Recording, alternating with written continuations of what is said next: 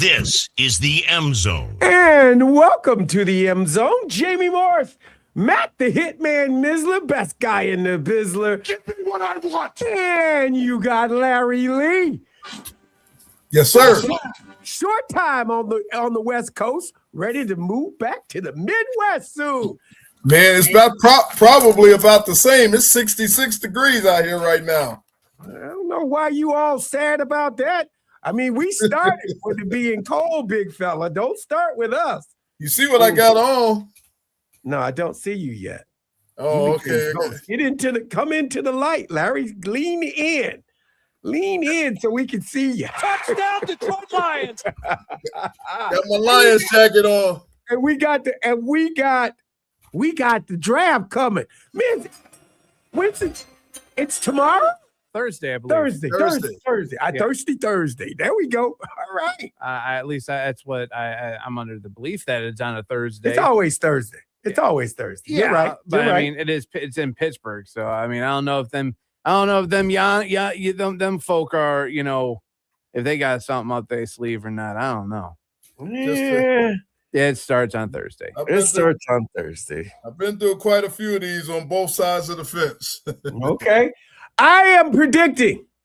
Uh-oh. I predicted last year, and I was wrong. This year will be the worst crop of quarterbacks.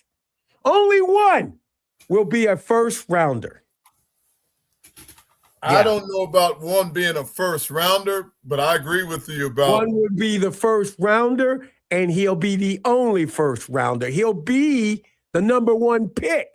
That's what I predict. That's not really going out on a limb. We already know that young man he was going to get picked anyway. I mean, let's just be honest. I mean, that's not a bold prediction, but it will be the worst quarterback crop that we have had in quite a while. Yeah. This year, I think it's defensive end, pass rush heavy. There are a few good tackles in this, offensive tackles in this draft too. So. Wake me when you wake up, Larry. No, I had a hiccup. No, I'm saying that's boring. That is boring. We need quarterback throwing high flyers. We need wide receivers connecting. We need tight ends. We need running backs. We need action, bro. I'm ashamed of you, Jamie. Listen, let me finish my statement. Kind of guy. I am a now and today kind of guy.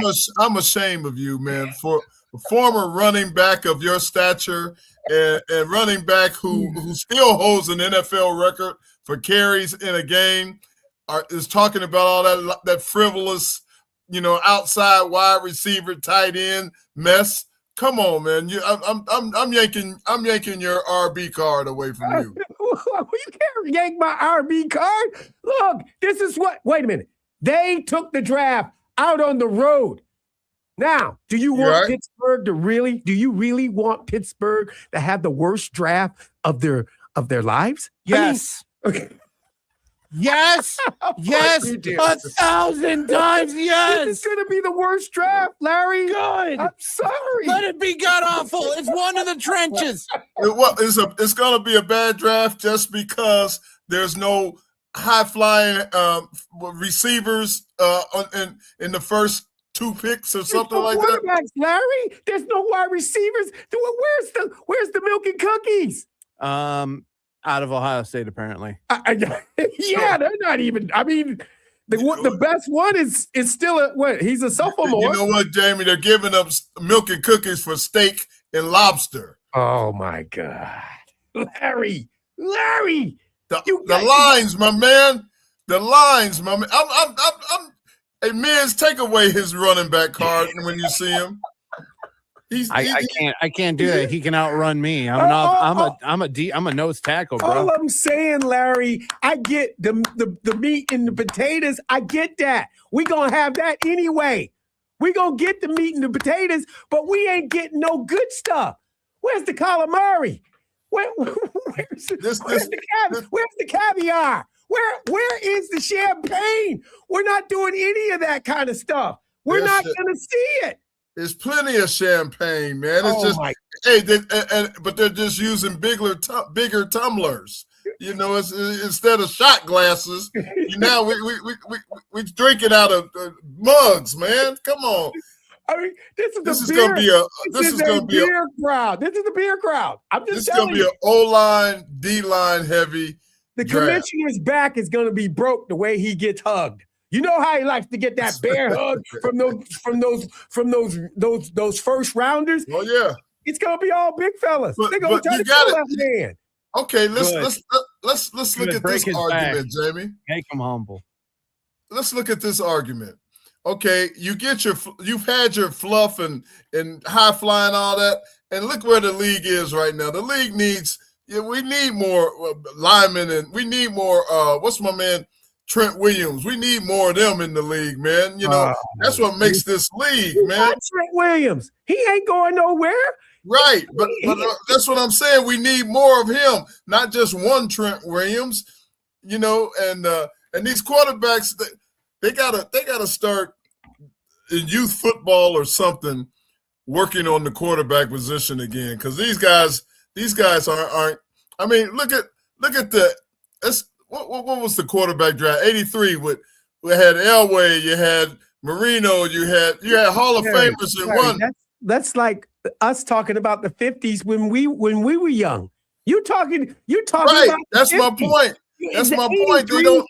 Half these kids aren't even born with the 83 team. We don't know who the 83 quarterbacks are anymore. True. That's why we need to develop some. That's why they need to start in junior high, developing some quarterback camps and all that kind of stuff, man.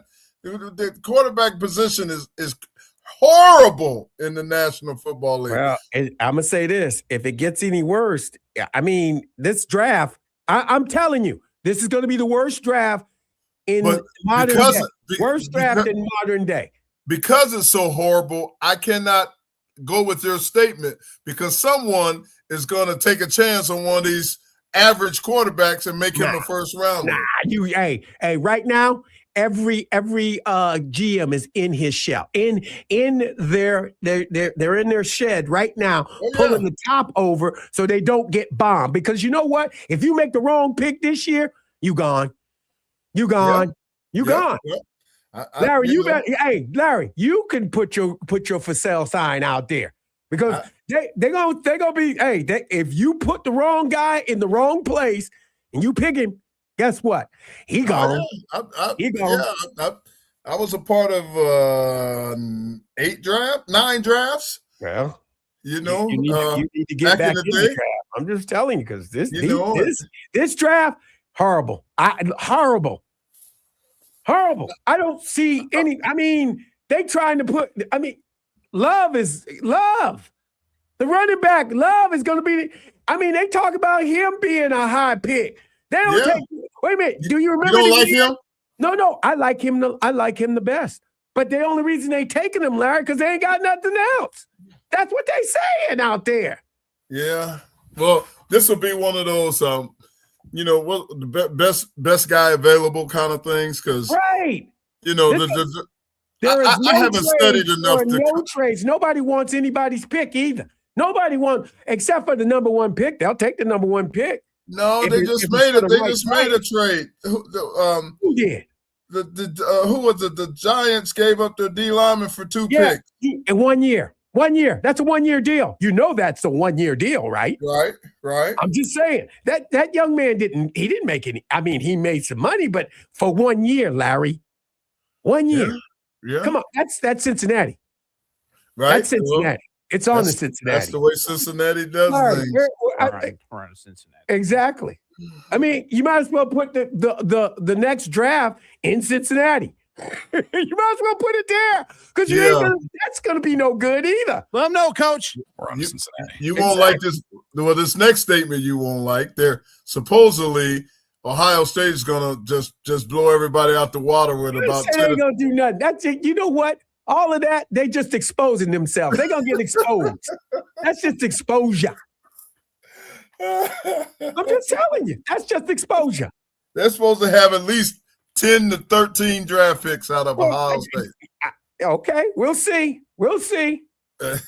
I know they got 3 or 4. 3 or 4. I gave it to you, Larry. I give it to you 3 to 4. I'm not advocating for Ohio State. I'm just stating what I heard. I'm not saying I want them to lead. I'm not rooting for them. All I'm saying to you is the numbers are going to be down on watchers. People they love this show. It's one of the greatest shows on earth. Do you remember? Go back 3 years, 2 years. The Detroit draft was showed up and showed out. Exactly. Detroit, they repped. You had great material. You had people. You had the national champs come through. You had everybody coming through there. You had quarterbacks getting taken, offensive linemen, defensive linemen. You had players coming through. Where are they now? Where are they now? Now, I know what everybody's going to say. Here it is, Miss. You ready? Yeah. The NIL has destroyed modern day draft. It's the draft. It's the NIL. People don't want to come out. They ain't coming out because of that. And yes, Larry, they don't have any quarterbacks. You saying the athletes aren't coming out? They're not coming out either. They shutting it down. The quarterbacks that you want out there, they going back to get that money because they're You sure about that? Don't nobody want to be drafted by the Jets. I'm sure about that. That's true. The Mississippi quarterback stayed, right? Yeah. Yeah. And the kid from Oregon stayed. Yeah. I mean, I'm not making this up. No, I'm not making this up. And there's a lot of quarterbacks that could have came out that said, I'm going back to college. I'm making just as much as I would make as a rookie. True. And then part of it is I don't think they're ready. Well, no, they're not ready. But Larry, we know for a decade that these quarterbacks ain't been ready. Terrible. I mean, it has been terrible quarterback play, but you get them out there. That's true. Donaldson, he got in. What was this? His 4th team? He finally won the Super Bowl, right? He got a Super Bowl. Right. They call him a retread. You call him what you want, but you got to call him Super Bowl champ. I remember doing the first show with you at the golf tournament. Yeah. We talked about it. I said the quarterback position is horrible in the National Football League. Guys that would be sitting at home are now third teamers. The third teamers are now the second teamers. The second teamers are now first teamers, and average quarterbacks are making the Pro Bowl. It's crazy. What's the name went to the Pro Bowl? Shadur Sanders went to the Pro Bowl as a quarterback. Come on, man. That says it all. You got Flacco coming back. You got all these 45-year-old, 90-year-old guys coming back to play because they can't find them. The quarterbacks aren't being developed. What's the other guy who's still playing? What's the guy that left Cleveland and went to Cincinnati? Is that Flacco? Yeah, that was Flacco. Yeah, Joe Flacco. Joe Flacco got the hell out of there. He wanted out of there. They pulled Phillip Rivers back in the huddle. That was a Colts thing. That's a Colts thing. I'm not even claiming that. Rivers back in the huddle. That tells you all you need to know right there. He needed that. He needed that insurance. He got all them kids. Exactly. He needed that insurance. I'm just telling you, he needed that insurance. I'm not trying to sugarcoat it for you. That was done for insurance purposes. Exactly. I'm just saying, Phillip Rivers would have did anything. I mean, come on. That man, he gonna have a heart attack if he stay like that again. He gonna have to get in shape, get ready, do the things he needs to do. We've had a few come in the league like Caleb, who's standing his ground. What's my man in Houston? He's doing okay. All right. Okay. I mean, he's doing okay. What's the other young buck that's doing okay? But they're all okay. There's no that's why if you're the Raiders, you have to take Mendoza. I think he's more pro ready than we've seen in a while. But like you said, he's the only one. Right. You know? He's the only one right now. But I mean, what about the kid from the kid in New England? He's not bad. What about the kid? May? Yeah, May. And what about the kid from who's with the he had a rough second year, but with the I almost said the kid in Washington. The kid in Washington. Yeah, that's what that's what I'm saying. Those guys are okay. I can't name a phenom out of that. The closest potential phenom out of that group might be Caleb over at the Bears. You know, he might be the one that may turn into something special. But the rest of them, the jury's still out. I'm not ready to anoint them and say, man, we got perennial Pro Bowlers and the future. But Larry, when's the last time there was really a Pro Bowl? I mean, I'm gonna give you this: Peyton Manning wasn't a Pro Bowler in his first year. He took his lumps. Most quarterbacks in our day, they didn't play for the first 2 years. They watched from afar, as they say. They watched, and that's how they got. That's because there was someone decent enough for them to come in behind. But these guys are starting so early because teams are desperate. I mean, what's his name? Eagles quarterback. Wait a minute. You know as well as I do. When you take a quarterback in the first round and he's the first pick, he's got to play. Oh, that absolutely. is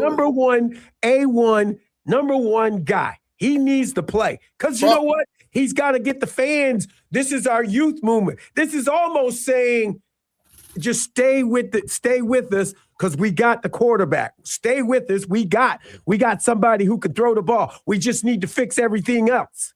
The key to that, the one guy that has, I think, exceeded expectations is the Eagles quarterback. Jalen? Yeah, I think he's done well. He's done well for himself. He's been to 2 Super Bowls. He's probably.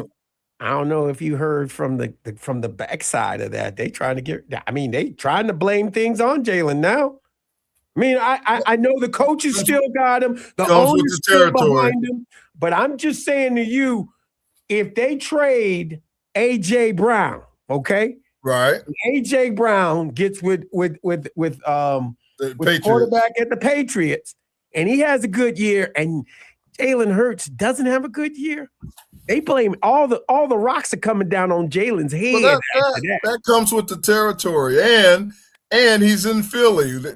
Philly's the most ungrateful fans in the business, man. So Larry said that, not me. I ain't say no. I like you, Philly fans. Y'all. I don't. The Philly fans are crazy, man. They're crazy, man. Hey, we got Biz to get up. Look at Biz with his headphones on. He about to say something.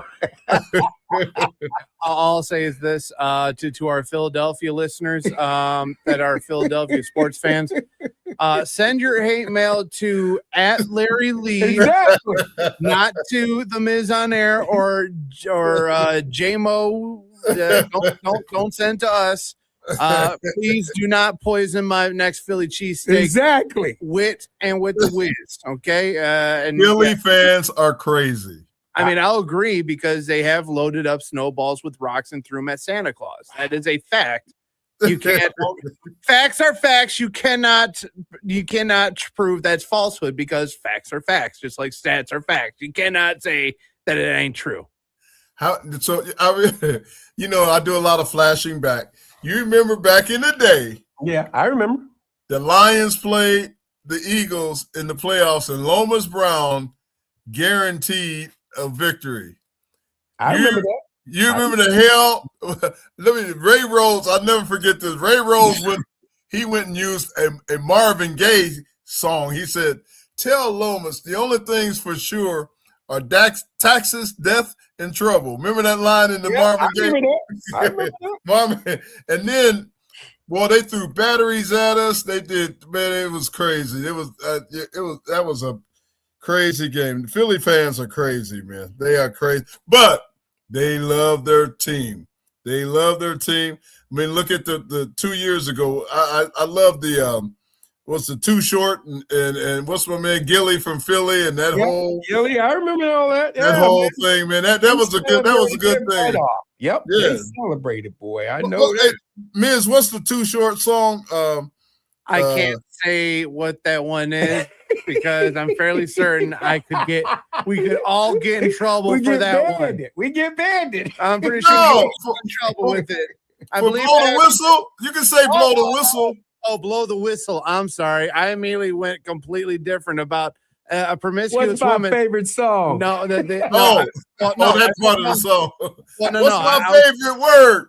We can't say that word. I'm not saying it. Why you gotta say it like short? But no, I originally thought Larry. I thought you were going with a promiscuous woman by the name of Becky. Oh yeah, of Betty. I know what you're talking about. Okay, yeah. Mm-hmm, No, I wasn't going there. I was going with blow the whistle. Okay, gotcha. Yeah, and that was also how we learned what Too Short's favorite word is. Exactly. Right. If you don't know, kids, go look it up. All I'm going to say is, Pittsburgh, you're up, and you better have a show when it comes to the draft. I don't think it's going to be much because you ain't got no quarterback. You ain't got no quarterbacks. But not because of quarterback. It's just because you ain't got no. I mean, where's the show? Wait a minute. You got Fernando. Pittsburgh is not a show town. Pittsburgh is not. Pittsburgh is a hardworking. Mining. What's the word they use? But yeah, there's no flash in Pittsburgh. The word is grit. There's no flash coming out of Pittsburgh. Pittsburgh is some flash. It came out of Detroit, and Detroit ain't all of that. What you just said too. But it's more than Pittsburgh. It's more than Pittsburgh. This ain't nothing but a big old party. And Detroit know how to party better than Pittsburgh does. That's what I'll say. That, but now Pittsburgh is just what's the word I'm trying to use? A ho-hum steel. A blue collar city. Blue collar city. Blue collar, and everybody likes to portray themselves as a blue collar city.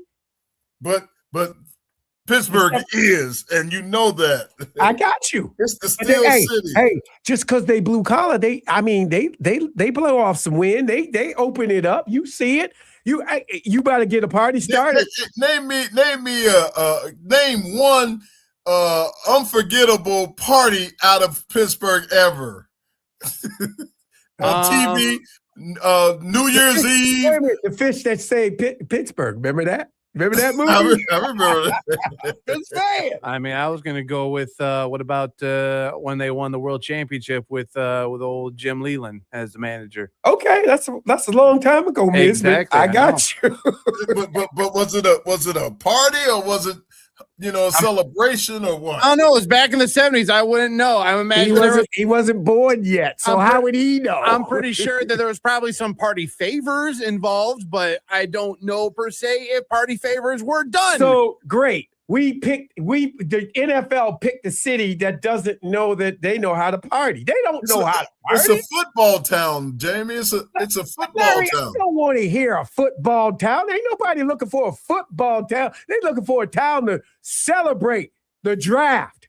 This is the new. I told you that's why you need quarterbacks, wide receivers, running backs. Where's the flash in the pan? You got to have guys stepping up. The flash in the pan is gone on in the Pittsburgh Steelers 6 championships, however many they've won. 6. And that's all they're going to introduce. You'll see the Pittsburgh Steelers bring back those 1970 greats. That team that was the team of the 70s, the team of the 70s, the decade. And let me tell you, I'm a Steeler. I'm a Steeler fan. I'm closer to the Steelers organization than I am to the Lions organization. Kevin Colbert, the old GM that just went, Kevin Colbert and I are like best friends, man. His kids call me Uncle Larry. My kids call him Uncle Kevin. I can call Art Rooney right now. He will call me right back. I'm tight with Omar and all the guys over there. Sheldon White from the Lions is the assistant GM over there. I do my band is like the house band for the Steelers. We played their last Super Bowl party when they played there. You ready to play again? Because they may need a family friend, and they reaching out to you, brother, to play that band. You got to play that music. I'm close to the Steelers. I'm closer to the Steelers organization than any other one. Me and Mike Tomlin, fraternity brothers. They may need you. They may need you. To be honest, I'm surprised I didn't get a call to go play over there for the draft or something. Not yet, but it's coming. Yet. I'm just saying, not yet. But it may be coming because I ain't seeing it. I don't know where they gonna put everything. Miss, where they gonna put everything? On the bridge. Yeah, the bridge. I honestly, I don't know. I mean, I kind of felt the same way when they did it last year in Green Bay. I'm like, where you knew they were gonna put that at the stadium? Because it wasn't like it wasn't in Green Bay, the city. Right. It was like Green Bay, the town. This town and the city. That's what and the stadium. Like, are you gonna do in the parking lot of the formerly Heinz Field? Which I'm still upset. It's still Heinz Field to me, bro. It's still catch a field. Where are you gonna put that at? Where are you gonna put all this stuff? Have you ever crossed that bridge over into to Pittsburgh where the stadium is? That's a beautiful sight, man. The three rivers coming together right there, and the bridges. Oh man, that's nice. And what's the incline over there on the hill that ride that goes from? I know you like this. Larry is going to be our he's going to be the tour. He's going to be your tour guide, man. Yeah, tour guide when you need to get with ABC and ESPN because you're the only one that know where stuff should be. Because everybody knows about the incline. Our callers, our listeners that are from that area, ever heard? Later on when we do the question, talk about the incline. The incline is a famous. I know what the incline is, and I've seen the ride and everything like that. Right. In movies. That's the only reason I know what it is. In movies. In movies. I've seen it in movies. I ain't never been on it. Three Rivers, man. No. Nope. No. Okay. Not a destination for me. I'm sorry. Not a destination. Pittsburgh. That's what. That's what I was saying earlier. That's why the draft is going to be okay, because Pittsburgh is not necessarily. It's going to be a good, wholesome, good draft. Wholesome. Okay. Wholesome. There you go. All right. The word wholesome now. Good, wholesome draft. This is Larry. This is going to be a cornball draft. I'm just letting you know, bro. It already sounds cornball. They're going to show you that. What's that sandwich place, Miz, where they put fries and everything on it? Oh. Pumani Brothers. Yeah. Exactly. That's gonna be the star of the show. They're gonna say, I got my own sandwich. Before you talk about that, have you ever had one of those sandwiches? I have. No, I haven't. Because they put the French fries on there, the coleslaw, everything on there. Yeah, there was an expansion that they had over my neck of the woods, but no one wanted to buy into it, so they closed not too long after. That's true, Miz. There is one over like Lincoln Park over that area.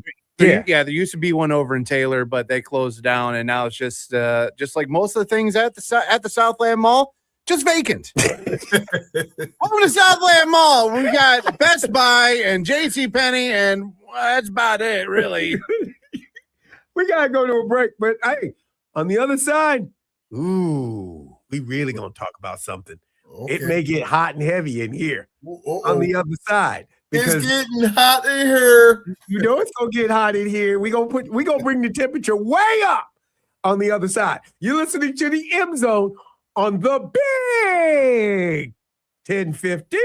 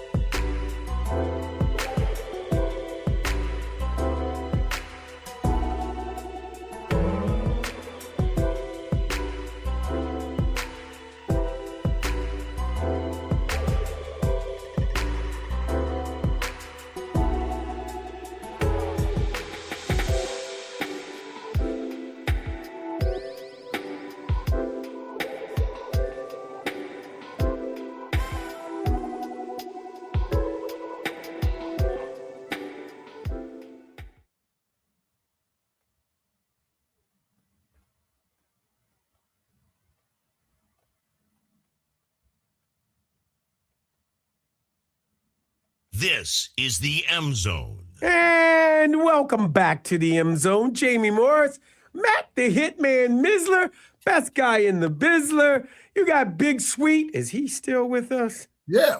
Okay, I'm just making sure. Hey, always making sure, because Yes, you got a Lions jacket on running around. Because it's 66 degrees out here. I'm cold. Oh, my God. I'd be in Larry. shorts at that point. I mean, yeah, I'd take that and then more.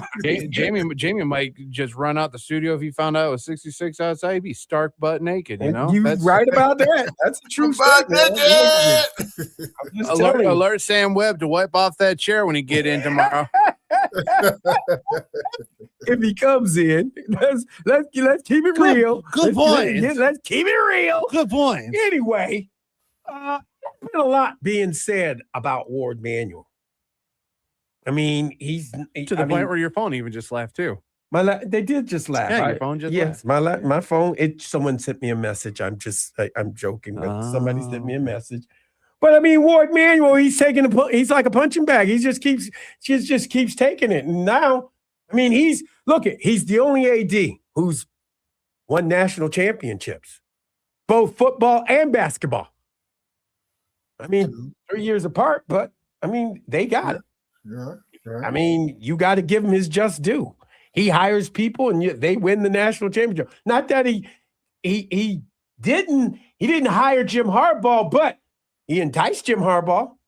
Yeah. Remember that year? Remember in 2000, pandemic happened, Right. and he had to make a decision. And then he gave Jim Harbaugh the job, but Jim Harbaugh had less money. He was coaching for less money at that time. And that got the ball rolling because we started winning. Mm-hmm. We put our track shoes on and we won the Big Ten. We won the Big Ten. How many years, Miz? I'm trying to figure where you're going with this one. Well, I'm saying to you, we've been to the highest of the highest, but right. we've been to the lowest of the lowest too.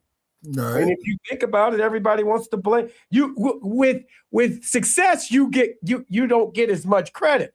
But when you fail in things and where things go, because you think about the things that have happened around here, we've had scandals too. We've also had scandals.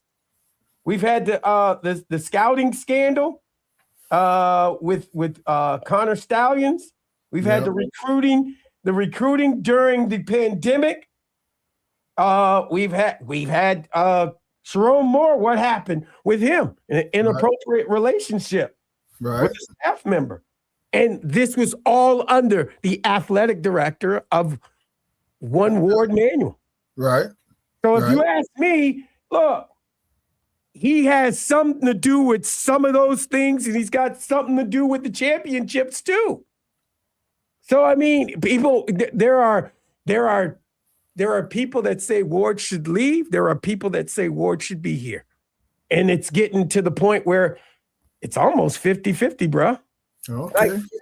Like, people are saying, so what I'm saying to you is, I know at the celebration for the basketball team last Saturday, the interim president said that Ward Manuel was the best athletic director in the United States of America. You know, that just it signaled me that, hey, Ward's okay. Yeah. I think he's going to be all right. Now the president, if I'm correct, is interim though, right?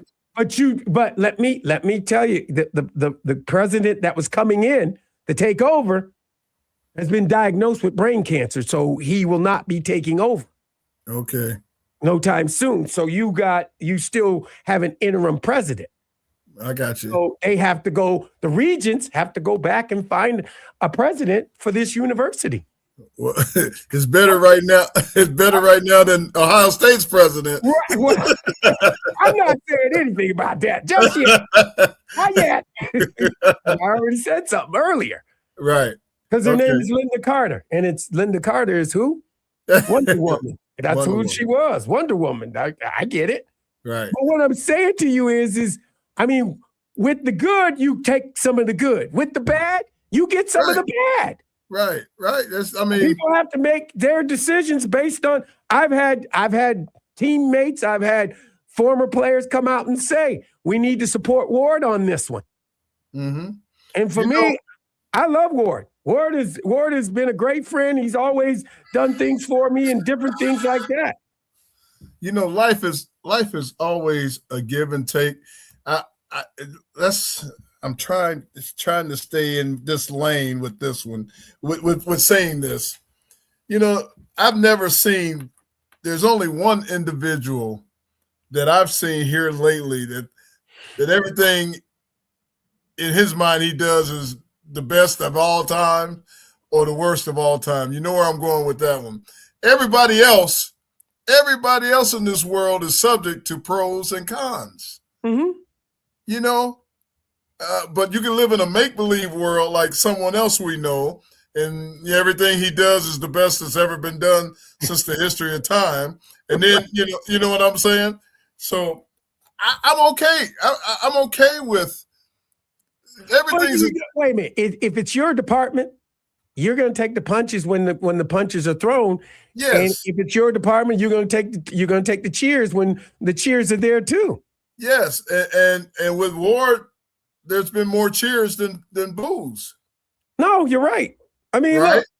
Look, when you look at Ward's resume, I mean, yeah, he's hired coaches that have performed at their level. Look at hockey. I mean, you know, Ward's over all sports, right? Yes. Yeah. So, I mean, he's done a great job over there, considering all the championships the past few years, and with the adjustments of NIL and pushing money and receiving and dishing out money, and you got to give the man a thumbs up. Well, it's out there and people talk about it, and everybody, what do you think about Ward? What do you think about Ward? I think Ward's in a fine position. I got one thought. You remember our little debate when we were looking for a coach? Yeah. And there was only a few names that came to the surface, and they were the same old names that's been floated around. So now he's gone out and done this. Let's see if he continues to have a plus track record with Whittingham as he's had in other sports. You know what? I really think that's the best thing Ward has done thus far. I really do think he saved Michigan football. And I'm willing to bet that. I'm willing to bet that. Because he has somebody who wanted to continue coaching, who was coaching at a high level, right? And who it got taken away from him, as we've learned, right? And this will be Ward's finest hire. This man has taken this team, and this team is performing. They're doing the things they need to do. He's shaping this team into his image, but it's almost the same as the Michigan image that has been in the past. And I think you're right. I just was not a fan of where I thought they were potentially going with, some of the other names, the same old names of the same old guys. We could call it Galen, whatever his name, Gabor or DeBoer or down in, Galen DeBoer. I just, when I thought that's the way Michigan was going to go, that's when I was just kind of saying, pump the brakes and do some homework and figure out the right guy. And it looks like they did that so far. I mean, I like Whittingham. I do. And who am I? I mean, my opinion is like any other guy, but I like him. I like him, and I thought, I agree with you. I think he's done a good job, and I think he's going to be a good coach. But I was just saying, slow your roll on before, because we got to have a coach by January 3rd, or whatever it was. Again, Big Sweet, it's all about the NIL, because kids will leave right now. This is never, there was never a threat of that in the past. I agree with you in the past. Right. Go ahead, Miss. What were you saying? Are you trying to talk? I didn't say squat. Oh, I thought you were trying to talk. Nope. That being said, we needed to do something to maintain the kids that we had, because then you would have to go out and get more kids and recruit at a different level. This allowed him, when he made that decision, when he made the decision with Kyle, Kyle was able to come in and talk to these kids in an organization level and tell them who he was, what he was all about. Now, whether those all of those kids didn't go with that, and that is their right. But he brought a large percentage back, and that was the good thing. Well, he knew the players he needed to keep. I think so. Right now, so far, it looks like a great hire, and I'm not willing to say it's going to be his best hire yet, like you just said. But I think it's for this team for right now, and what happened. I mean, that's gut wrenching for all of us. Yeah, I agree. I agree, and I just didn't want to hear the same 3-4 names floating around to every program that has a vacancy. But that's college football. Everybody does that. That's not just a Michigan thing. And you know what? That's why they're spinning their wheels every year too, doing the same old stuff. That's all I think. That's all I was advocating for, is do your homework and pick the right guy, and they did that. I might not have been as quick to do it, maybe. No, but again, it's NIL, and kids were willing to move, and you don't blame these kids for moving, because they don't look. There's no guarantees. I can't blame the kids, because the coaches have that. Coaches have that right now. Right. The one I pick up, I bring up all the time, and I can't stand is what's his he's such a punk. Lane Kiffin. Lane Kiffin, yes, sir. I'm helping you out. I remember what you said about Lane. Right. Look, I'm just saying. Look, it's tough to do that. I know. So, thumbs up on the AD, thumbs up on the hire, thumbs up for Michigan football. And I think you're right. I think in that lining of cerebral coaching and and that kind of thing. I like Kyle, and I'm a big Dusty fan, and I'll admit, it took me a minute, but I did it before everybody else jumped on the bandwagon. I did say about midseason that I liked, and I also, I'm a Kurt Signetti fan. I'm that kind of coach fan, right? Right. No, you've always been that kind of a fan. I get it. Okay. All right. And I hope there's one more in our vicinity that comes around. Okay. I'm waiting. Give it to me. Dan Campbell. I don't know why you try. Dan is Dan. You know it as well as I do. Dan that's the problem. Dan is Dan. Dan is gonna be Dan. But I'm gonna still say this. Dan is probably the best thing that's happened to this city in a long, long time. I agree, Jamie. In a long time. I have said that I think he's done a great job of getting us 80% of the way. But that last 20% to be a champion, I hope he comes around. And you know what? Well, it's got to be team effort. Everybody's got to be willing to listen. Everybody's got to be willing to be that person. I only say it out of love. I have nothing but look at what I'm wearing right now. I have nothing but love for the Detroit Lions, man. They just hired the band to do their big employee party on June 4th. So I'm gonna be with Dan Campbell and all of them on June 4th, and I'm gonna see if Dan Campbell want to come up here and dance with me. Larry, you're gonna go over there and say, "Hey, Dan." Hey, Dan, be cerebral, man. Be cerebral, dude. But, I love Brad Holmes. Brad's my man. I think the world of Brad Holmes. I think the world of Sheila. I think the world of the Detroit Lions. You got a lot of people you love. Jamie, I've seen the mountaintop. That sounds like Martin Luther King now, right? You did a little bit. I rode Space Mountain. I did ride Space Mountain. I rode it. I was on it. I was a line that one of my former coworkers used to have. I've been to the mountaintop. I rode Space Mountain. What do you mean? I did ride Space Mountain. What do you mean you rode Space Mountain, Howard? What are you talking about? You just acting like a knucklehead. You acting like a fool. Like, what? Hey, Miz, I gotta go here. Jamie. What? Do you measure up to get on the rides, man? You know that you got to be taller than this.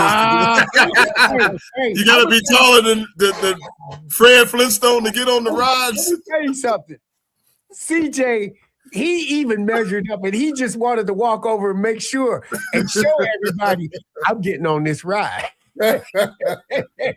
You look over, Daddy. Exactly, Daddy. You want to measure? You want to get it? You want to get on this? You're like, boy, if you don't. I couldn't pass that one up, Jamie. It was a layup, man. I couldn't pass take it some up. Shots at. Hey, it was a layup. I don't know. I mean, after the story you gave me last week, Jamie, I mean, CJ, I've already nominated him as he is the youngest nominee for Player Hater of the Year for stories that Jamie had brought up that will not be brought up on these airways, but were quite hilarious to say the least, but also made you go, CJ. Swing. Oh, boy. CJ the man. He the man. Literally. Sizing up his dad going, Dad, you ride the rides? Yeah, I told him. I'd get on you that may want to ride. measure up, Dad, because I don't know if you can. You better square up, Dad. What? What they do? It used to be you got to be taller than Barney Rubble or whatever. They don't have Barney Rubble. They don't have it. They got it's a metal thing, and you just measure up to it. Oh, okay. I got to ask my daughter. She's a Disney employee. Yeah, she's a Disney employee. Yeah. I got to see. Them fast passes are the best passes around. Lightning passes, excuse me. Lightning. So that means you pay extra, you bypass the line? Yeah, you just walk past everybody and they go, how many? They always want to know how many. We always have 6. Oh. We had 6 all the time. So that's like, first class at the airport, You're willing to pay for it, they let you do it. Or you stay at one of their hotels, Disney hotels, and they'll be nice, really nice to you. Yeah. It's a conglomerate, man. Yeah, I'm not complaining because it takes care of my daughter quite well. No, you're right. We got to go to a break because we got Chris Ballas coming up from the Wolverine on the other side. You're listening to the M Zone on the Big 1050.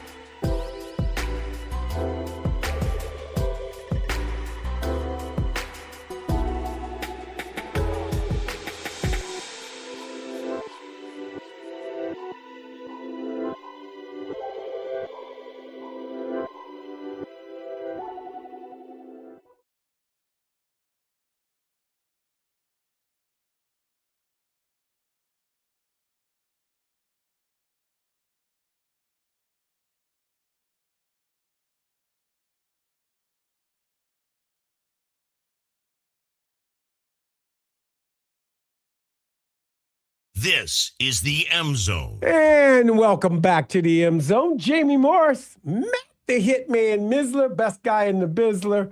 And you got Larry Lee.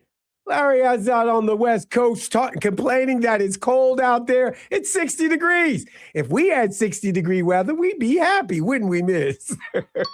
Exactly. And joining us is Chris Ballas from the Wolverine magazine, Wolverine.com. What's up, Chris? How you doing? Jamie, doing great. I appreciate you guys having me. No, Hey, Chris. you coming on, being a part of the M Zone. Chris, we made it through. We're national champions in basketball. We played the hockey to Frozen Four. We've done a lot of things, but now I got to look at the big seat in the house and say, this has just been a little different now. I mean, everybody was talking about Ward and what he's done and what the things, and I'm just talking to quiet. I'm talking loud now. What does Ward get to take from this? What take do you think Ward gets to take from this, if he takes anything? I mean, does he get to enjoy this national championship? There are highs and lows that Ward through his tenure, but he is the first AD in a long time that's won a national championship, but not just one, but he's won two, one in basketball and one in football that came underneath him. Yeah, there's no question he gets credit, right? If he's going to get blamed for everything wrong on his tenure and the ups and the downs, then he's going to get the credit when the coaches that he hired lead Michigan to a national title. And Dusty May was one of the best hires, obviously, in anybody's tenure anywhere. Mm-hmm. So we actually talked to John Beilein.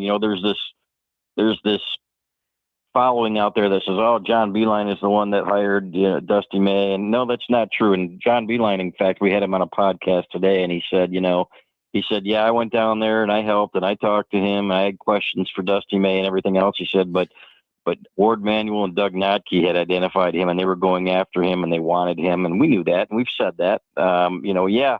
Dusty May listens to John Beilein, and he wanted some questions answered about the support here, about getting transfers in and things like that. And John, he said, "Hey, you're going to get the support." But those guys were the ones that wanted him, and so they're, and fortunately, Dusty May wanted to be here too, right? He probably pretty much had his pick of where he wanted to go at this point. Louisville was looking at him, so.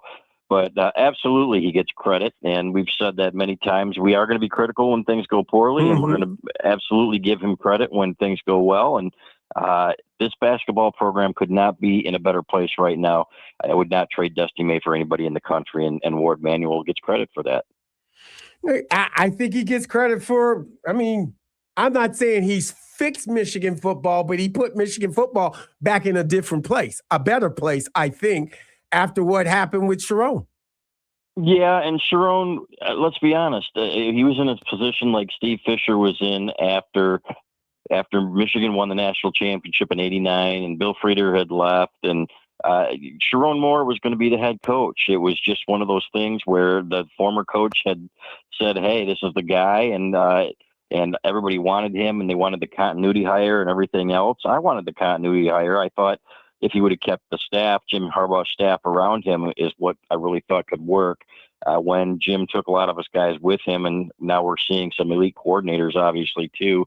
These guys are becoming head coaches in the NFL, that it was going to be tough for Sharon Moore. But, I don't think anybody knew. And if you talk to some of the players, there was a conference call, for example, between, I think, some of the leaders on that team. And they said, "Did you guys see any of this stuff going on with Sharon when you were there?" And none of them did. So, I don't think there was any inkling that, hey, this was going to happen with the Sharon Moore stuff. And Ward did say in the newspaper, in a nice article with Angelique Shingelis from the Detroit News, that he said he felt betrayed by it, and I think a lot of people did, because we didn't expect that of Sharon. That was one of the things I liked most about him, was the kind of person I thought he was, and obviously there were some skeletons there in that closet. So, but now with this hire, which, initially a lot of people were like, "Oh, Kyle Whittingham's too old." I don't think so. I think he got the right guy.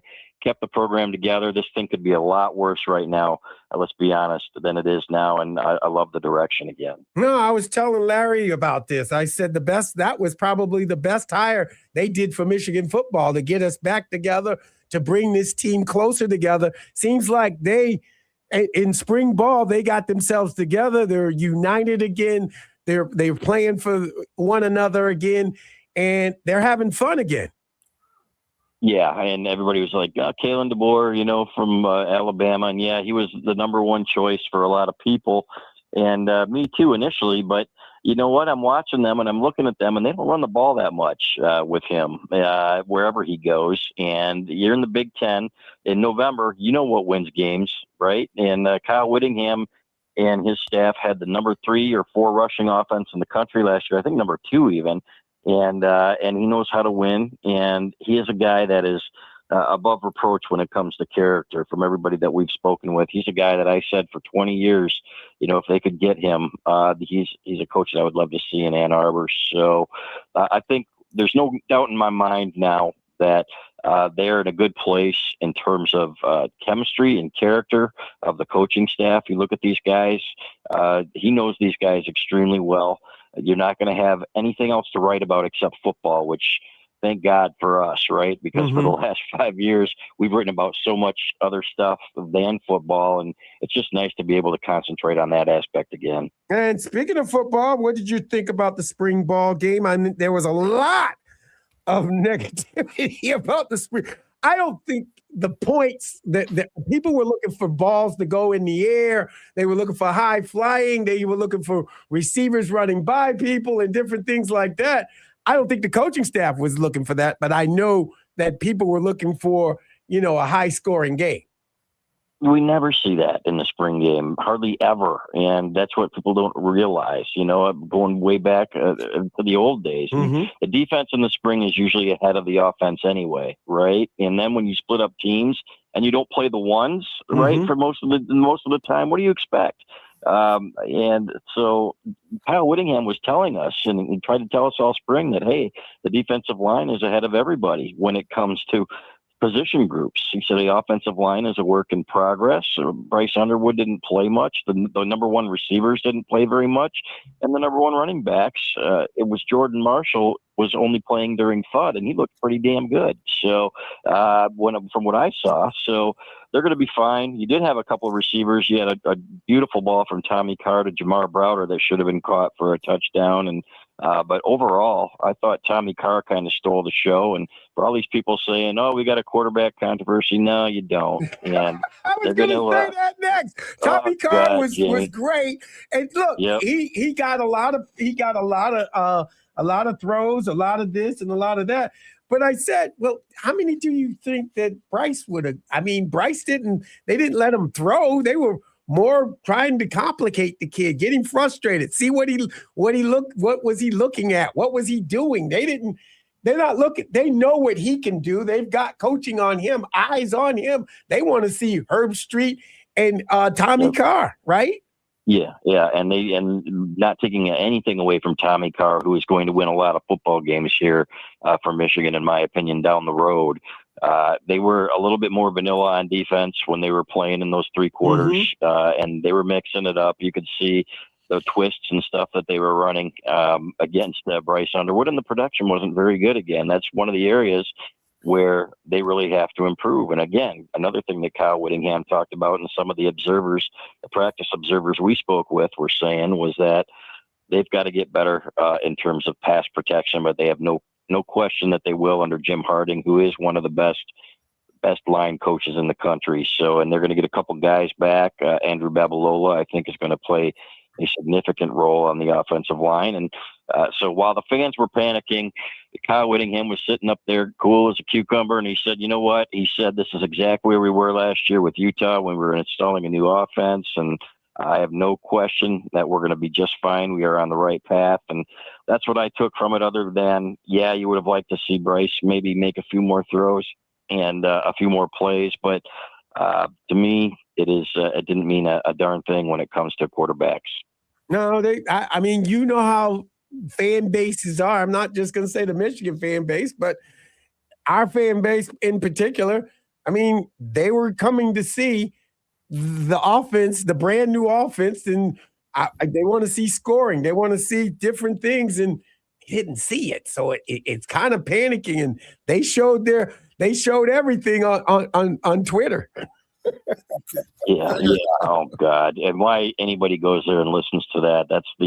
Those are the dregs of society, man. And I'm being kind, Jamie. I hate to say it, but I avoid that at all costs. And it is funny. You look at message boards and the people and what they say, and we had a running game thread. And oh my God, the panic and everything else. And I'm just sitting there eating. Boy, they had a spread up for us up there on Saturday, Jamie. I was starting my diet, and kudos to the athletic department. But anyway, I was sitting up there eating my red velvet cheesecake and thinking this was fine. That's what I was saying. Everybody, you guys had Crumbles cookies up there.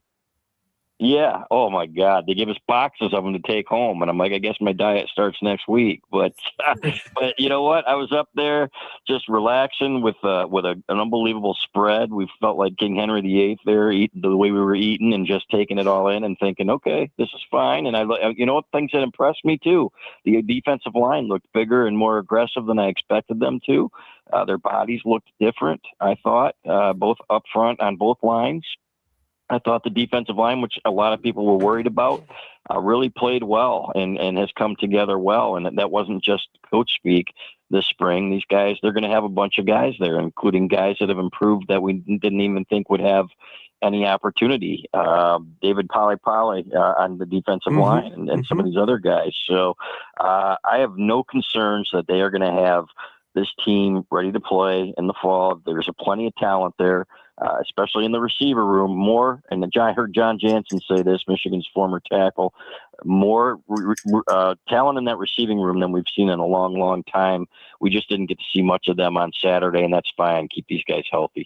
No, I wasn't looking for us to throw wild and crazy. I wasn't looking for a shootout anyway. I was looking for a hard-nosed fight. I thought the coaches were to see guys go one-on-one with their perspective person over them.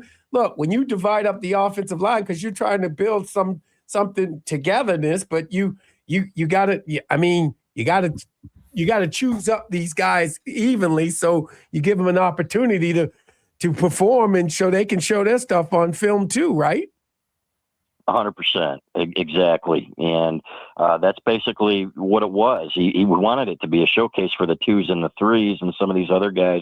They need some guys to step up at the number 2 corner, for example, number 3, the second string cornerbacks and safeties. They wanted to see which guys could step up in this environment. They wanted to give these guys an opportunity. Some of the young linebackers, that's going to be a group that none of them have played, right? So you've got to get them some experience. It's more important to find out what those guys can do in that environment than it is to see what your ones can do that you already know and take a chance on some of them getting hurt. And one of the things he did say, Whittingham, after the game, he said we had no major injuries in the spring, which is great. You're going to get Rod Moore back. It sounds like he is on track to compete again. And we'll be back in the fall from everything we've heard, which is unbelievable. It's like having an All-American back in your secondary. So I can't stress enough how important that is and going to be. So, and I got some rushes for Savion Hyder. I want your opinion on him, man. That running back there, that freshman looks like he's going to be the real deal. He is the real deal. I mean, he had a 5-yard run, Chris, but it was eye-popping. I mean, we stood up to watch him run that 5-yard run. It was that impressive, and you're like, wow, the way he got to the hole, the way he buckled up, and look, I mean, if they're just studding like you said, but if they're running that play, he's running somebody over, and he's running for 6. I'm telling you. Yeah, and he had a couple in when they were full on tackling too that they couldn't bring him down. And I thought, man, I wish I looked like that when I was 18 years old. We all wanted to look like that, right? Yeah, we all want to look like that. Larry, exactly, you got something you want to say to Chris? Yeah, I was going to ask Chris, what's one takeaway that you noticed, Chris, from this staff versus previous staffs? Yeah, it's a great question. And I asked some of the kids about that too. And you don't want to rip on the previous staff, right? Because they did some good things here too, obviously. But I will say this, strength and conditioning, I think has, and everybody says it, oh, we've got a great guy, our guy's the best, but their bodies are different. And they all said the same thing. They said their warm-ups were tougher almost at times than some of the stuff they did, and it was more disciplined. There's much more disciplined. If you are 5 minutes early, then you're late with these guys, and you're sitting out practice. The structure, they said, it is much more.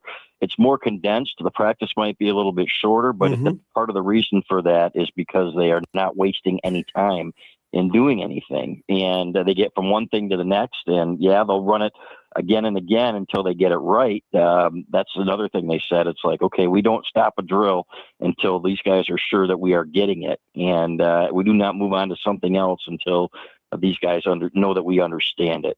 So, and they were all very complimentary of the guys that their position coaches, and you can just tell, again, without ripping on the guys before them, that there's an upgrade here in terms, and there should be, from a guy that's been doing this for 20-something years as a head coach and doing it at a high level. Let's be frank. And from a guy who brought his whole staff, the coaches around him that coached with him, or they coached in the same atmosphere, Right. 100%. And I'll tell you what, Utah always was a tough out. Michigan, he beat Michigan 3 times, I believe it was, when they played. Those teams were physical. And the time that Michigan beat Utah, when I think Whittingham was the defensive coordinator, it was a 10-7 game in Ann Arbor. And you're thinking, they can't move the ball on these guys. These guys were tough. But that's the one thing. And what he said, there's going to be a different level of physicality. And he said, this is the way we're going to play. And they went hard in the spring to find out. He said, we had to find out who our guys were. It was kind of like a Bo Schembechler thing, Jamie, where it's like, okay, who's going to be that guy that's going to be able to perform for me, that I want to be in that foxhole with on Saturday. Right. And they weeded out some guys, but they found out that they had a lot of football players on this team. And that was one thing that really impressed him too, guys, is that he thought, hey, maybe I'm getting a bunch of prima donnas with these 4 and 5 stars. And he said it wasn't the case. These guys were down to earth and they all want to win. Well, the one thing that he was impressed with, that these guys are ready to play right now.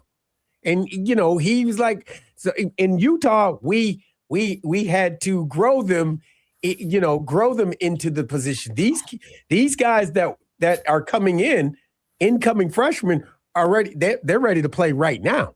And he was impressed with that. Yeah, and they are. And they're going to be some more that come in this summer. Carter Meadows is a guy on the edge that can help them. And Dominic Nichols, I think, is a veteran who's ready to take another step. And guys like that, Nate Marshall. But they've got a few guys, even linebackers he was talking about. We're going to have more people coming in, and he said that they're going to be able to help us immediately. And if you look at Celeste Moa, for example, at wide receiver, that kid's going to play. He's going to be the number 3 or 4 guy. You look at even Tommy Carr as a number 2, as a backup. He needs to add some weight, plain and simple. You can tell, but the moxie, and a lot of these guys have been so well coached, and that they are, and you aren't going to wait, especially with the transfer portal and everything else. You're going to play your guys right now if they're capable of playing. And there are some guys out there that are going to help them. But especially when you got a strength staff like they do, these guys are getting bigger and stronger. I can't even tell you how many guys said they added 10 to 15 pounds of muscle right away in the first couple of months. So it looks like a Michigan football team out there to me, fellas. Yeah, that's good. That's good. Great. On the other side of the ball, let's talk basketball. Who's leaving? Who's staying? Out of the big two, out of Adai and Rez. I mean, have you heard anything? Have we heard anything? Yeah, I've heard nothing's been made public, but Adai Mara really pretty much has to go, right, guys? If you're going to be a lottery pick. And we'd heard 3 weeks ago, I talked to somebody extremely close to the program who said Adai has to go with a first-round guarantee, and he said he would go with a first-round guarantee, and he said, now that he's risen up to lottery status, how do you not? And how do you tell a kid, hey, you need to, we want you to stay, and when it's in his best interest to leave? And that's exactly what Dusty May has said too. He said, I don't try to to get anybody to stay. I want them to do what they want to do and what's best for them. So Merez is a different story. I think he's closer to the bottom of the first round. If you can put a package together for him and he can develop a little bit more even than he did this year, and maybe become a lottery pick like a die, then you put a package out there for him, which is out there. I know that they've got a package ready for him if he comes back, and you can say, okay, it's going to be worth your while. So, but they are looking at some big men, and they're still bringing them in. It's tough because you've only got one now in J.P. Estrella from Tennessee, and you're looking for other pieces, but you don't know who's leaving yet. And that's one thing that Dusty May said. It's like, what do we do? How do we tell a guy when we don't know if a guy's going to be here or not, how much playing time he's going to get, or what his role is going to be? So now with Duke Harris from Wake Forest, here's a kid who knows they've got room for him, but it sounds like Tennessee has really, really made it tough for the wing to commit to Michigan because they are offering a ton of money. So we'll see where that one goes, but I think they like their roster either way. They would probably still add somebody, but they got some McDonald's All-Americans coming in. You've got a backcourt coming back and Elliot Cadeau and Trey McKinney. That's going to be among the best in the country. So regardless, they're going to win, but they want to get back to the Final Four. That is really the goal that Dusty May has set for this program. That's a great way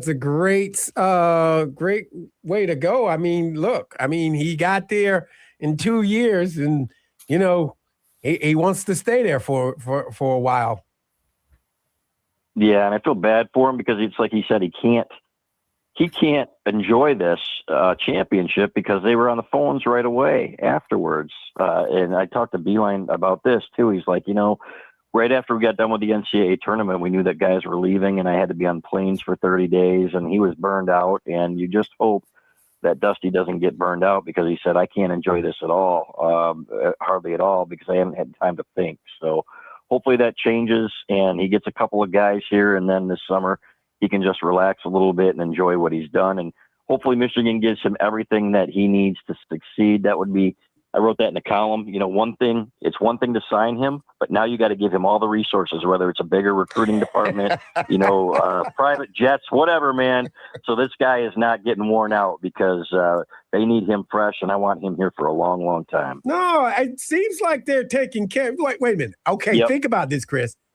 This is the first coach in history that's had. He's only been here for 2 years and got three contracts offered to him. Yep. I mean, as he should. As he should. No, as he should. Yep. He should be among the top 10 paid coaches in the country, or the top 5, frankly. And if it were me, and I'm not the AD, and it's not my money, so it's easy for us to say this, right? Mm-hmm. I'm giving him a rolling contract that every year that he's here and has success, you're going to be the highest paid coach, or one of the highest paid coaches in the country, or whatever. But again, this athletic department too is still paying some fines for some other programs that went a little bit awry there for a while. Right. So it's not like the money's growing on trees. Exactly. I understand that we too. got to take care of it. We got to get through that. And once we get through that, we'll be all right. Yep. Michigan is flying high again. Yep. No question. And you look at all the sports right now, and it's hard to argue about the success that the athletic department has had. Chris, thank you for coming on. We really appreciate it, and we'll talk to you later. You bet. Thanks for having me, guys. That's Chris All right, take care. Wolverine.com. You know what? It's a lot easier to get on that phone at 12 midnight when the thing opens as the champion versus not being the champion. No, you're right. Exactly. I mean, I bet you Dan Hurley went. Yeah, I'll wait till 8 o'clock tomorrow morning. Wake me up at 6. I'll call him at 6. We'll get him on the wake up. We'll get him on the wake up call.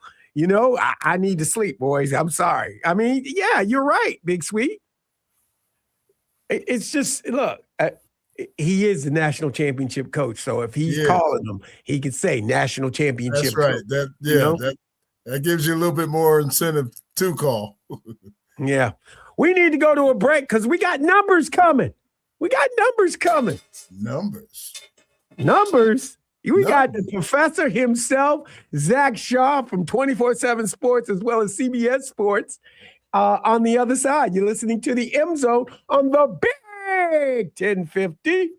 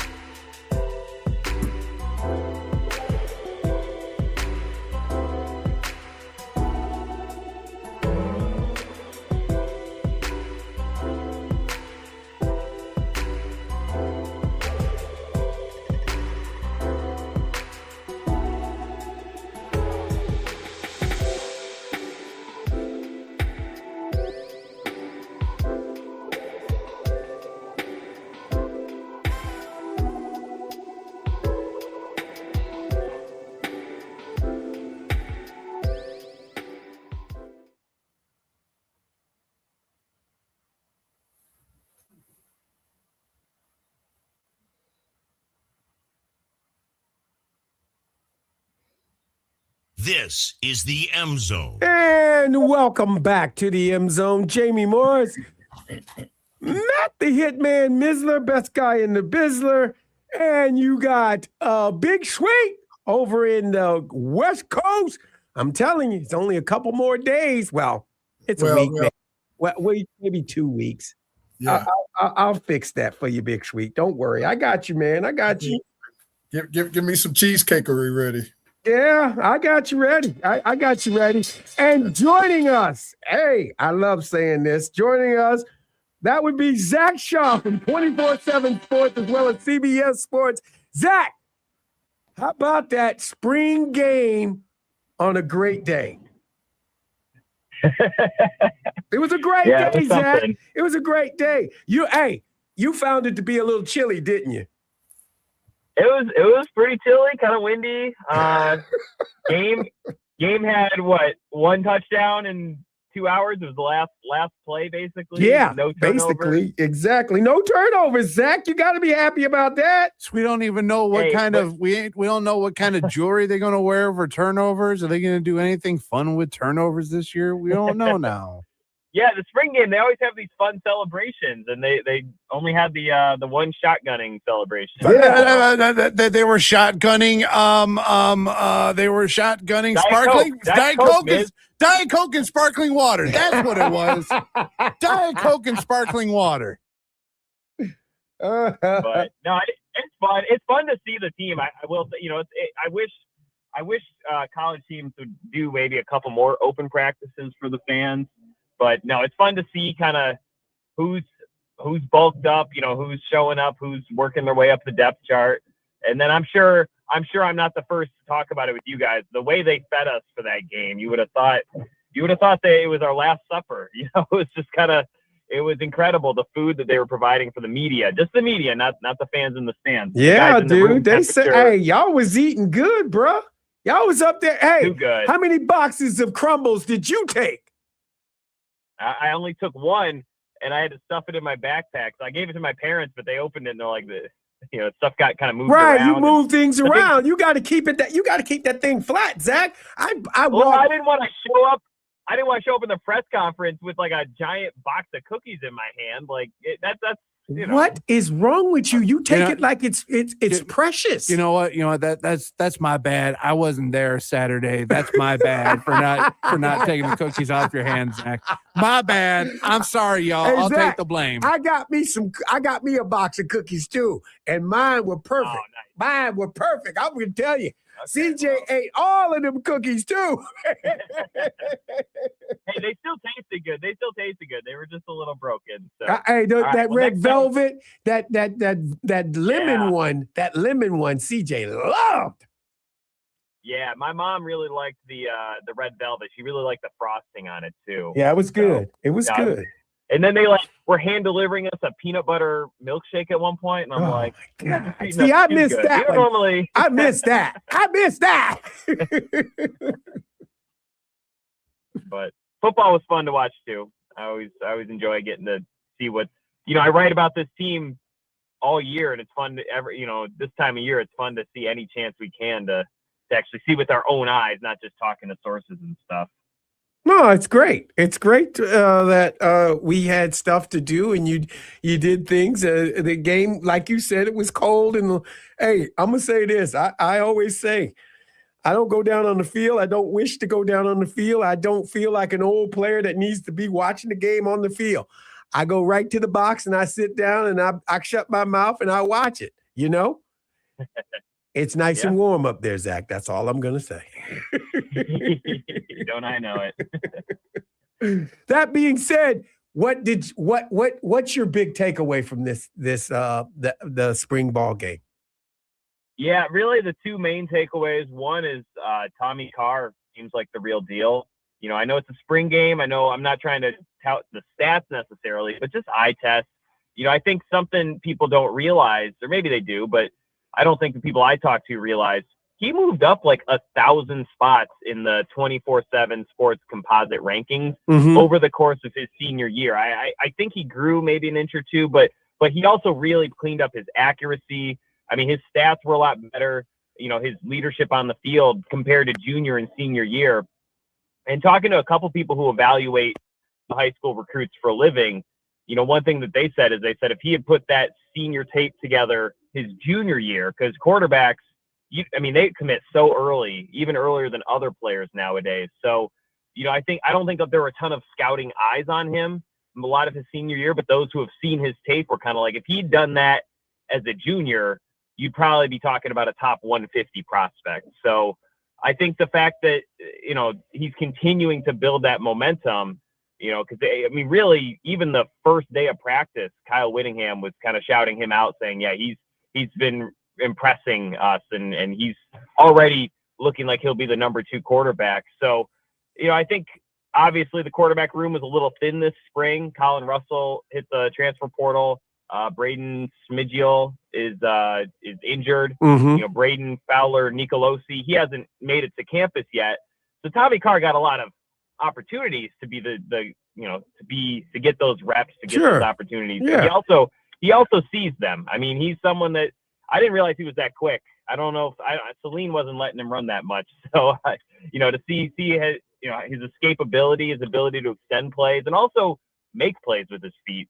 He's not just extending plays, he's making plays. So, liked his footwork, liked his touch, a couple of those throws to the sidelines.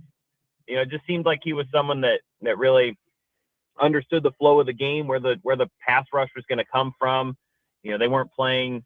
It wasn't the same as it would be in a real game, in terms of the defensive complexities and the tackling and all that. But no, he impressed me in several ways, and he was someone we'd heard about all spring, but to actually see it with our own eyes, as I kind of mentioned a couple of moments ago, that means a little more to me to verify what maybe people I've been talking to have been saying. But yeah, he rose a lot throughout the course of his 5 months ago. He had a great senior year, and to see him pick up that momentum is a very good sign. And then the other big takeaway I had, I came away, I'm not stunned by it because Michigan recruits defensive line really well, but right. It's very encouraging to see how deep that group looks. David Pele, he looks like someone that's going to contribute a lot this year. I think Nate Marshall has made that leap. He was another guy. He was a very highly touted recruit, mm-hmm. and he played 10 games last year, which they're not playing a true freshman on the defensive line in 10 games unless they don't think they're ever going to use that redshirt year. That's someone that they don't think they're going to stick around for year 5 anyway, so might as well play him. And seeing Bobby Kanka, Travis Moten, there were a handful of guys on the defensive line, which is good. Kyle Whittingham said a couple weeks ago, he said he felt like that was the deepest position group on the team. But a lot of those guys haven't necessarily played in games. Benny Patterson's another guy.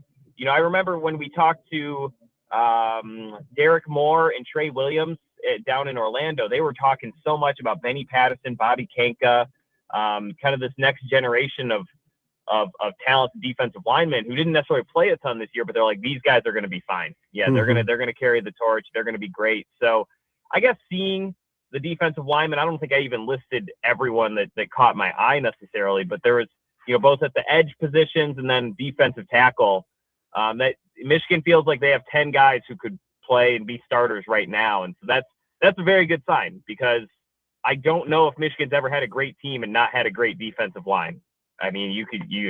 People who are football historians can maybe correct me, but all the ones I've covered that have been great Michigan teams, they had great defensive lines helping lead that charge. So, that was kind of my other takeaway. Tommy Carr obviously was a huge piece of the offense, but on the defensive side, they were stopping the run. They were doing pass rush. I'm not going to sit here and cite the stats because it's not super relevant just because of the nature of a spring game. But you could just see the bodies, the bend, how these guys are moving. That feels like it'll be a position of strength this fall. No, you're right. Look, and you know what? It wasn't coach speech. You didn't hear coach speech from Kyle Whittingham. He told you the best position, and it's our defensive line. And it turns out he wasn't lying about that. Yeah.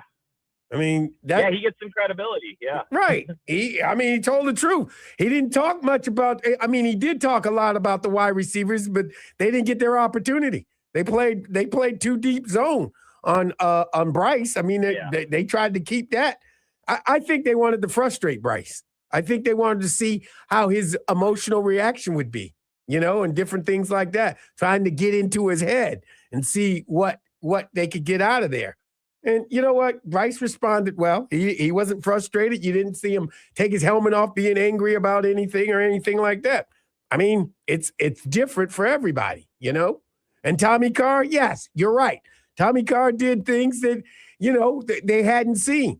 And he showed, hey, in the big house, because that's his first time in the big house, playing in there, performing in there. Unless Celine played in there. Did Celine play there? They might have, but it's different in the Wings helmet for sure. It is, and so it's probably a dream come true for him playing football like that. So look, I like the RB1 2. You know what I'm saying? Because I know these two running backs are something else. They're going to be something else, and it's going to be something special if this line comes through. If some guys that are injured really get healthy over the summertime, Yeah, no, it was fun talking to Savion Hyder after the game. It was his first time talking to the media. Mm-hmm. Definitely.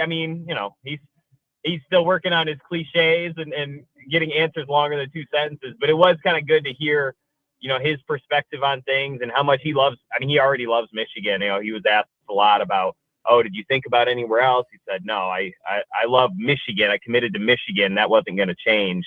The Block M is still the Block M. So, for the fans, I'm sure that's encouraging. But also, he's a fantastic player. And Michigan, they've done a really nice job the past few recruiting cycles, in my opinion, of finding guys who hit really hard as runners and run physically, right? But probably don't need to. Mm-hmm. Probably don't need to, because Jordan Marshall, he ran a 4.4, laser time out of high school, just like Blake Corum. Neither of those guys, I would say, ran like they ran 4.4. Dude, they ran like they needed to bowl somebody over. And Hyder is I kind of view him in a similar way. Now, he doesn't have quite the same build, but yeah, I think, for him to add 20 pounds already as a early enrolled freshman, and to say how much pride he wants to take in being a physical runner. He told us, he said he approaches every snap like no one deserves to tackle him. And I think, obviously people are going to tackle him. I love that. Right? That's an 18-year-old talking, but I think that mentality is great to have as a running back. And with his skill set, it's a good mentality just for him strategically, because, if he can lower his shoulder, run low, keep his feet moving, he is going to be a hard guy to bring down, especially if he's already over 215 pounds, which is what he told us.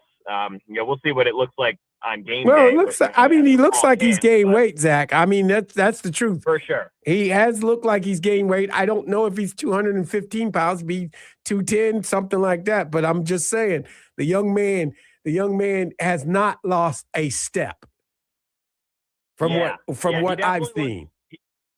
He looks bigger, but he has the balance. He has the quickness. He's still got all the things that made him a 5-star recruit. So, I think him, Jordan Marshall, that's going to be a great one too. Obviously, Michigan would have loved to have kept Justice Haynes, but with Hyder coming in, I don't think it was as important for them. I think that in their mind, they were kind of thinking, okay, there's 2 running backs here. We have other positions to fill in the transfer portal and places to try to make sure a guy sticks around for another year. And so I think I don't want this to sound like any sort of disrespect to Justice Haynes, but I think Michigan was kind of like, that's not the biggest loss in the world. There's another guy coming up who can be every bit as good. He was a 5-star recruit.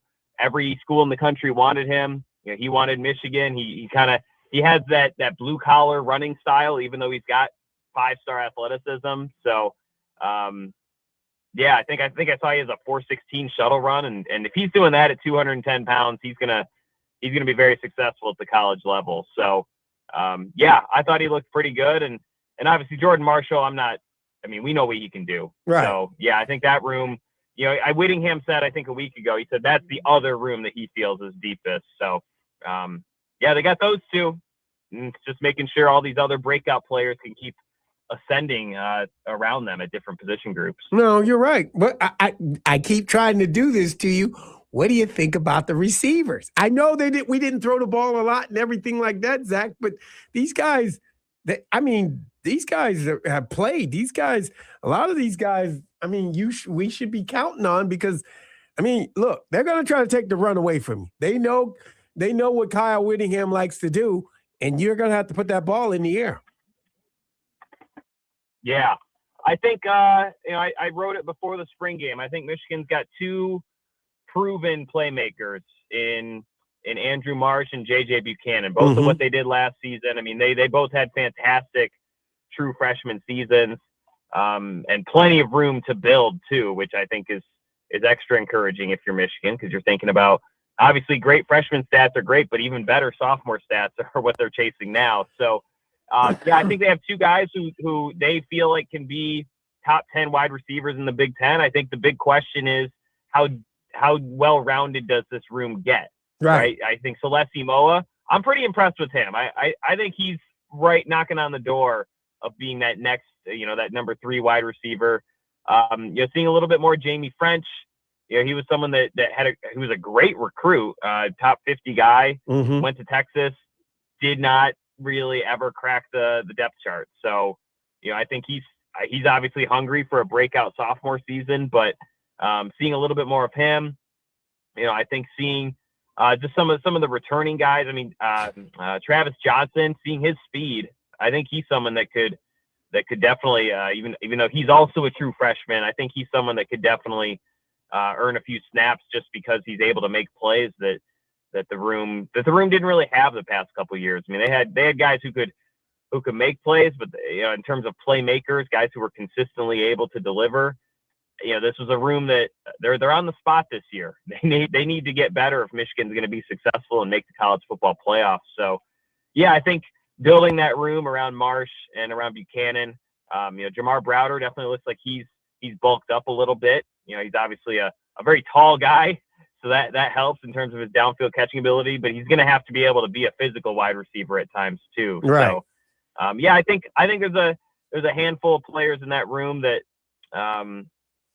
They can make that step, but I think in terms of right now, if you're asking me who's number 3 when I'm doing my depth chart, it's going to be Celeste Moa. Okay, he impressed me, and I think he's really impressed the coaches too. I know Whittingham called him and Tommy Carr before the spring game were the biggest pleasant surprises of spring practice. So on one hand, that's great. On the other hand, because they're freshmen, they're already acquitting themselves. On the other hand, you probably want to see some of the upperclassmen or returning guys be pleasant surprises between now and fall camp as well. Yeah, sure, do. I want to see some guys that we had there, and they just improved. I'd love to see that. And they get to look in spring ball. You get another chance because you got fall ball. You got fall camp, so you get another chance.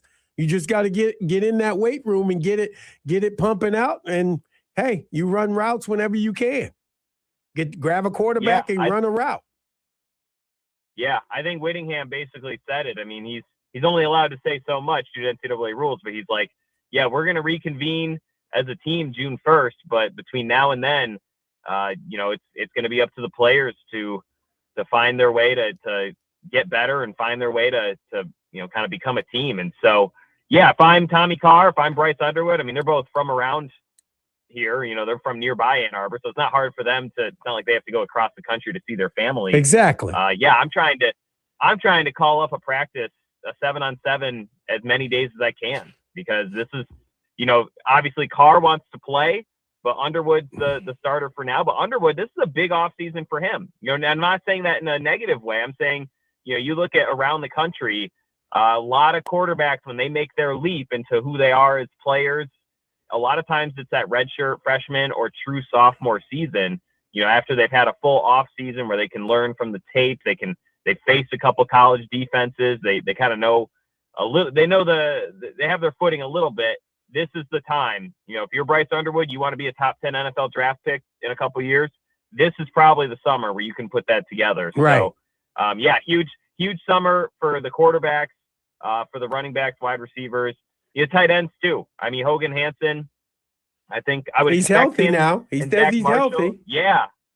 Yeah. And he made a couple plays in the spring game. I know Zach Marshall was not playing in the spring game, but those two and Deacon Tonielli and Eli Owens, who actually made a few plays. I mean, it's his role. I don't know exactly what they're going to do offensively with that H-back position, but they've got talent. It's just putting it together and building that chemistry and arriving to fall camp already in motion. I think that's the big deal. If you have to build momentum in the summer, if you have to build momentum in August, you might be too late. Because there's other teams around the country, they've already got guys who are returning starters or who are returning, they've been together for a couple years. So, this team is a lot of newness, new coaches, about 20 transfers ish. There's going to be 20 plus freshmen. You want to do everything you can. If you're a leader of this team, you want to do everything you can that they're going into August. They already have that momentum. They already have that chemistry, that camaraderie, that adding fall camp to the slate is not an adjustment. It's just rather a changing of where they're practicing and when they're practicing. So I think that's the best for this offense to click this fall. I think that's got to be a big piece of it. I mean, the O-line, that can be that's a different discussion. Obviously they need a couple guys to get healthy again and sort some of that out. But if you're the skill players, the quarterback, running back, receivers, tight ends, and same with the defensive side too. I think the next 6 weeks are going to be they're going to be quietly very pivotal because whoever shows up June 1st ready to rock, that's who Michigan's going to rock with. They're not going to wait to get everybody up to speed. They want to hit the ground running this year. Right. So they got to get ready. Get running, right? Big game. Exactly. You got big games coming, that second game in the season, but that first game is a key game too. Yeah. Boy, think about the offense. I was just thinking about it before you guys called. They're facing probably 5 top 10 defenses in the country this year. Right. Oregon, Ohio State, Iowa, Oklahoma, Indiana. I mean, those are all great defenses, great defensive minds.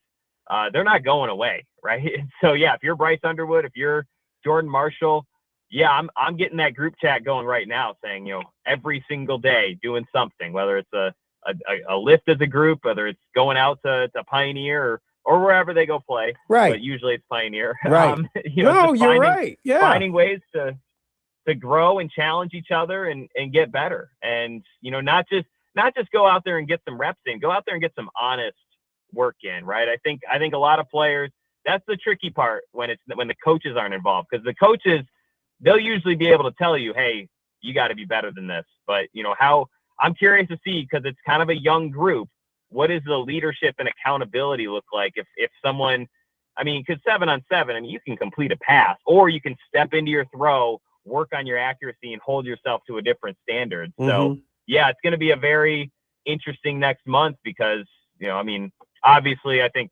it's well known the coaches are keeping tabs on the players during this time, right. But I think Whittingham's serious. He would like to see what these players do in the next month. I think it's a little bit of a challenge to say, hey, look, I can't suit up and go get you past Ohio State and into the college football playoff. It's got to be you as the players that have to put this work in at some point. So I expect them to do well with it, but I think Whittingham does. I think he is curious to see, what does this leadership look like? What does this dynamic look like when it's the players driving the ship, not the coaches?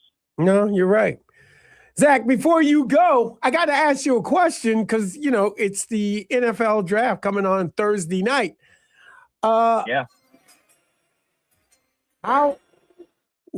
me, this is the worst draft that's ever going to be. That's in a decade. I have not. Okay. Because there's not a lot of quarterbacks. There's only one quarterback I think that'll be drafted in the first round. So with that being said, you don't have a lot. Won't be many trades and everything. Everybody's going to have to keep their picks and take what's best available, right? And it's in the city of Pittsburgh. What's in Pittsburgh? What do you? I mean, Mustard. where do you have it? Yeah. Where do you have it at? I don't know. I'm guessing somewhere by the river. I'm sure they have some park. I don't know. I kind of like them bouncing it around between all the different cities. I know Detroit had a great time with it. I'm sure there were people saying, where do you have it in Detroit? And they had a great Detroit draft. was They off probably the had chain, most fun dog. one yet. Everybody loved Yeah. Detroit. I'm just telling you, everybody loved Detroit. Hey, Huh? me too. I'm just saying there were probably people in Tennessee or Even Florida Green. or Wait a minute. something. Why Even do they Green have it Bay there? got it done. Even Green Bay got it done. I'm just I saying. think Pittsburgh will be fun. But to your point about the draft, yeah, this is the year where you saw a lot of players stick around for another year. Exactly. Those NIL paychecks are yeah. pretty lucrative. They're very lucrative. I mean, Dante Moore's kind of the poster child. But if you look around the country, yeah, there's lots of teams who were able to kind of keep their top talent home. So on the other side, this next year of college football should be one of the more impressive years, talent-wise. Yes, We saw that with basketball this year.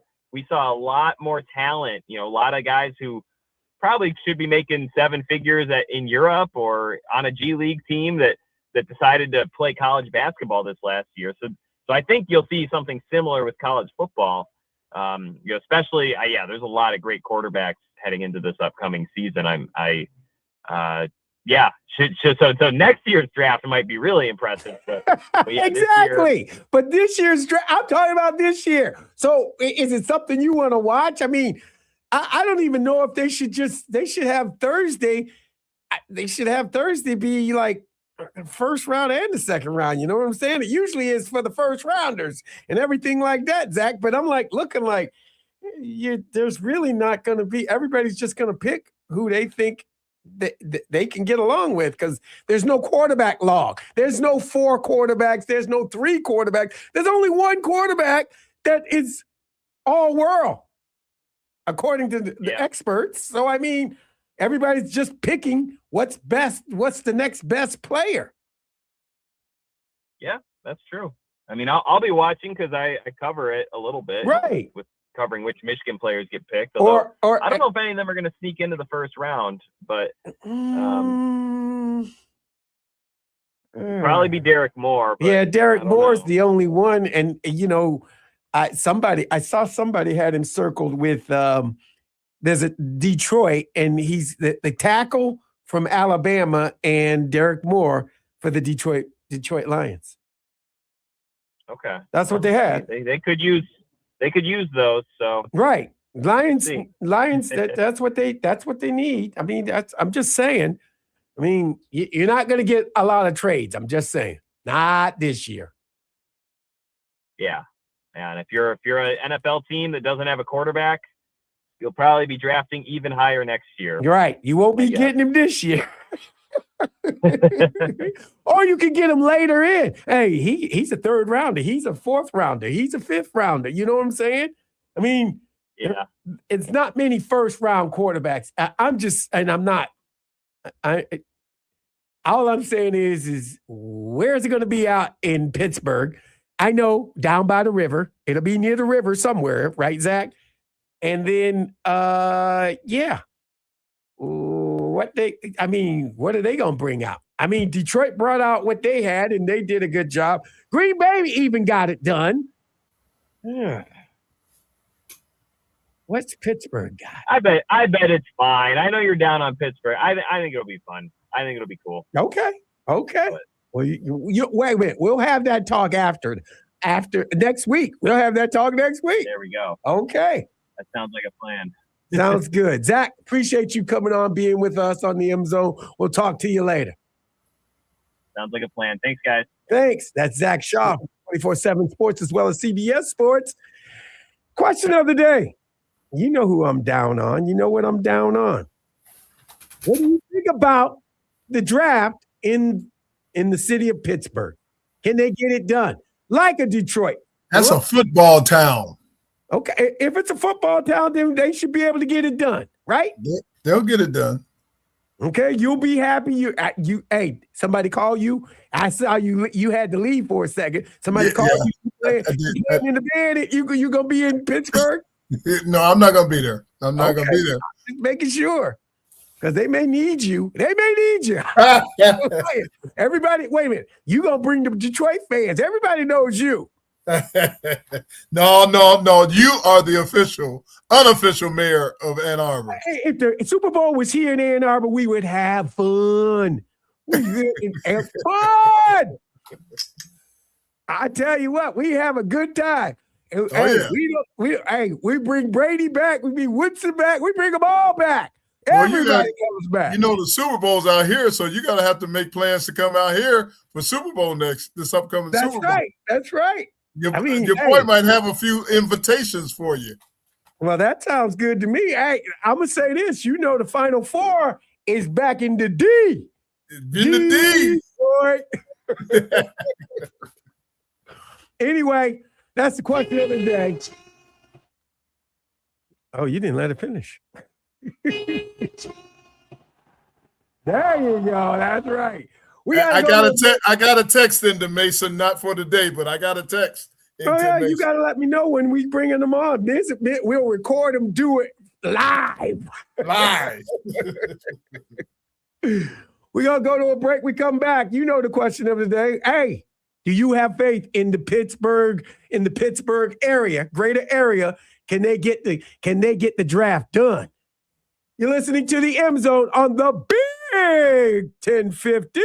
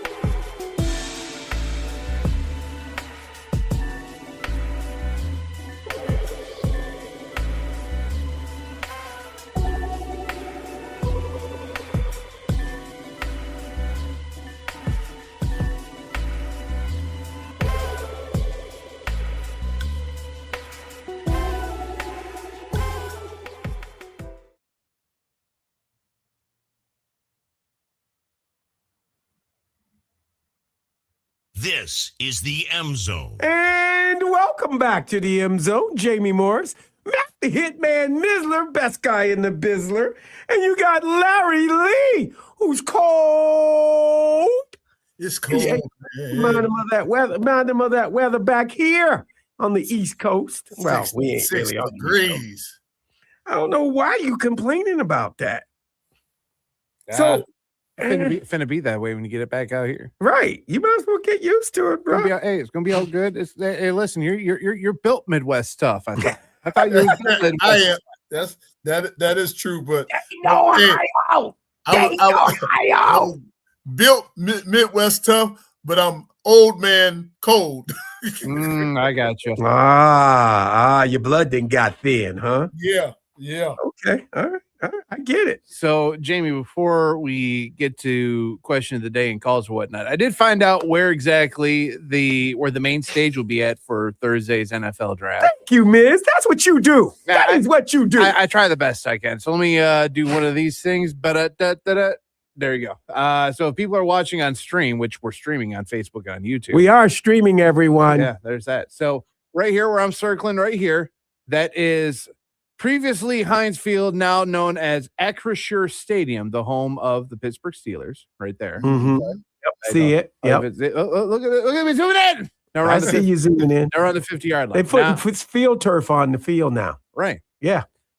So that is where the stadium is at, where they are planning on doing where the main stage will be on what they call the North Shore, which I'm under the belief it's probably like right around here, like a block. Is that like a parking lot, kind of? That's what it looks like. I mean, Yeah. I don't know what I don't see no building. I don't know what stage AE is, but I'm assuming that's probably where they're going to do it Okay. right here. Okay. So like in the stage little AE, stage AE is an amphitheater that's kind of like right.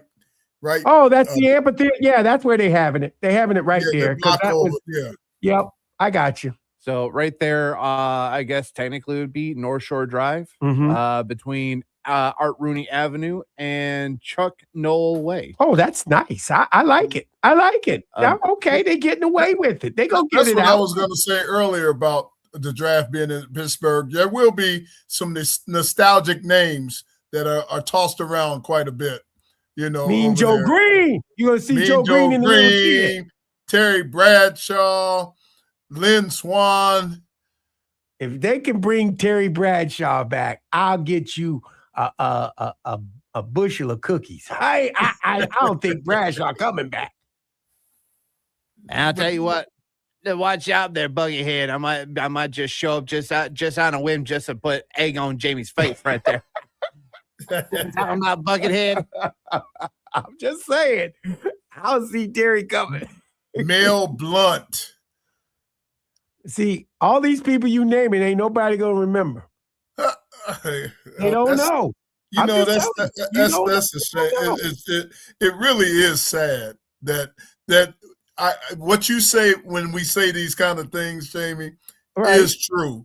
But Right. it's really sad that today's youngsters don't know the first thing about some good history. You know, You talk about history. Yeah. Look, you passed them. I told you this is like the 1950s to the kids when you say the 1970 teams and different things like that. That doesn't resonate. I know. I as much as I hate to hear you say it, it's the truth.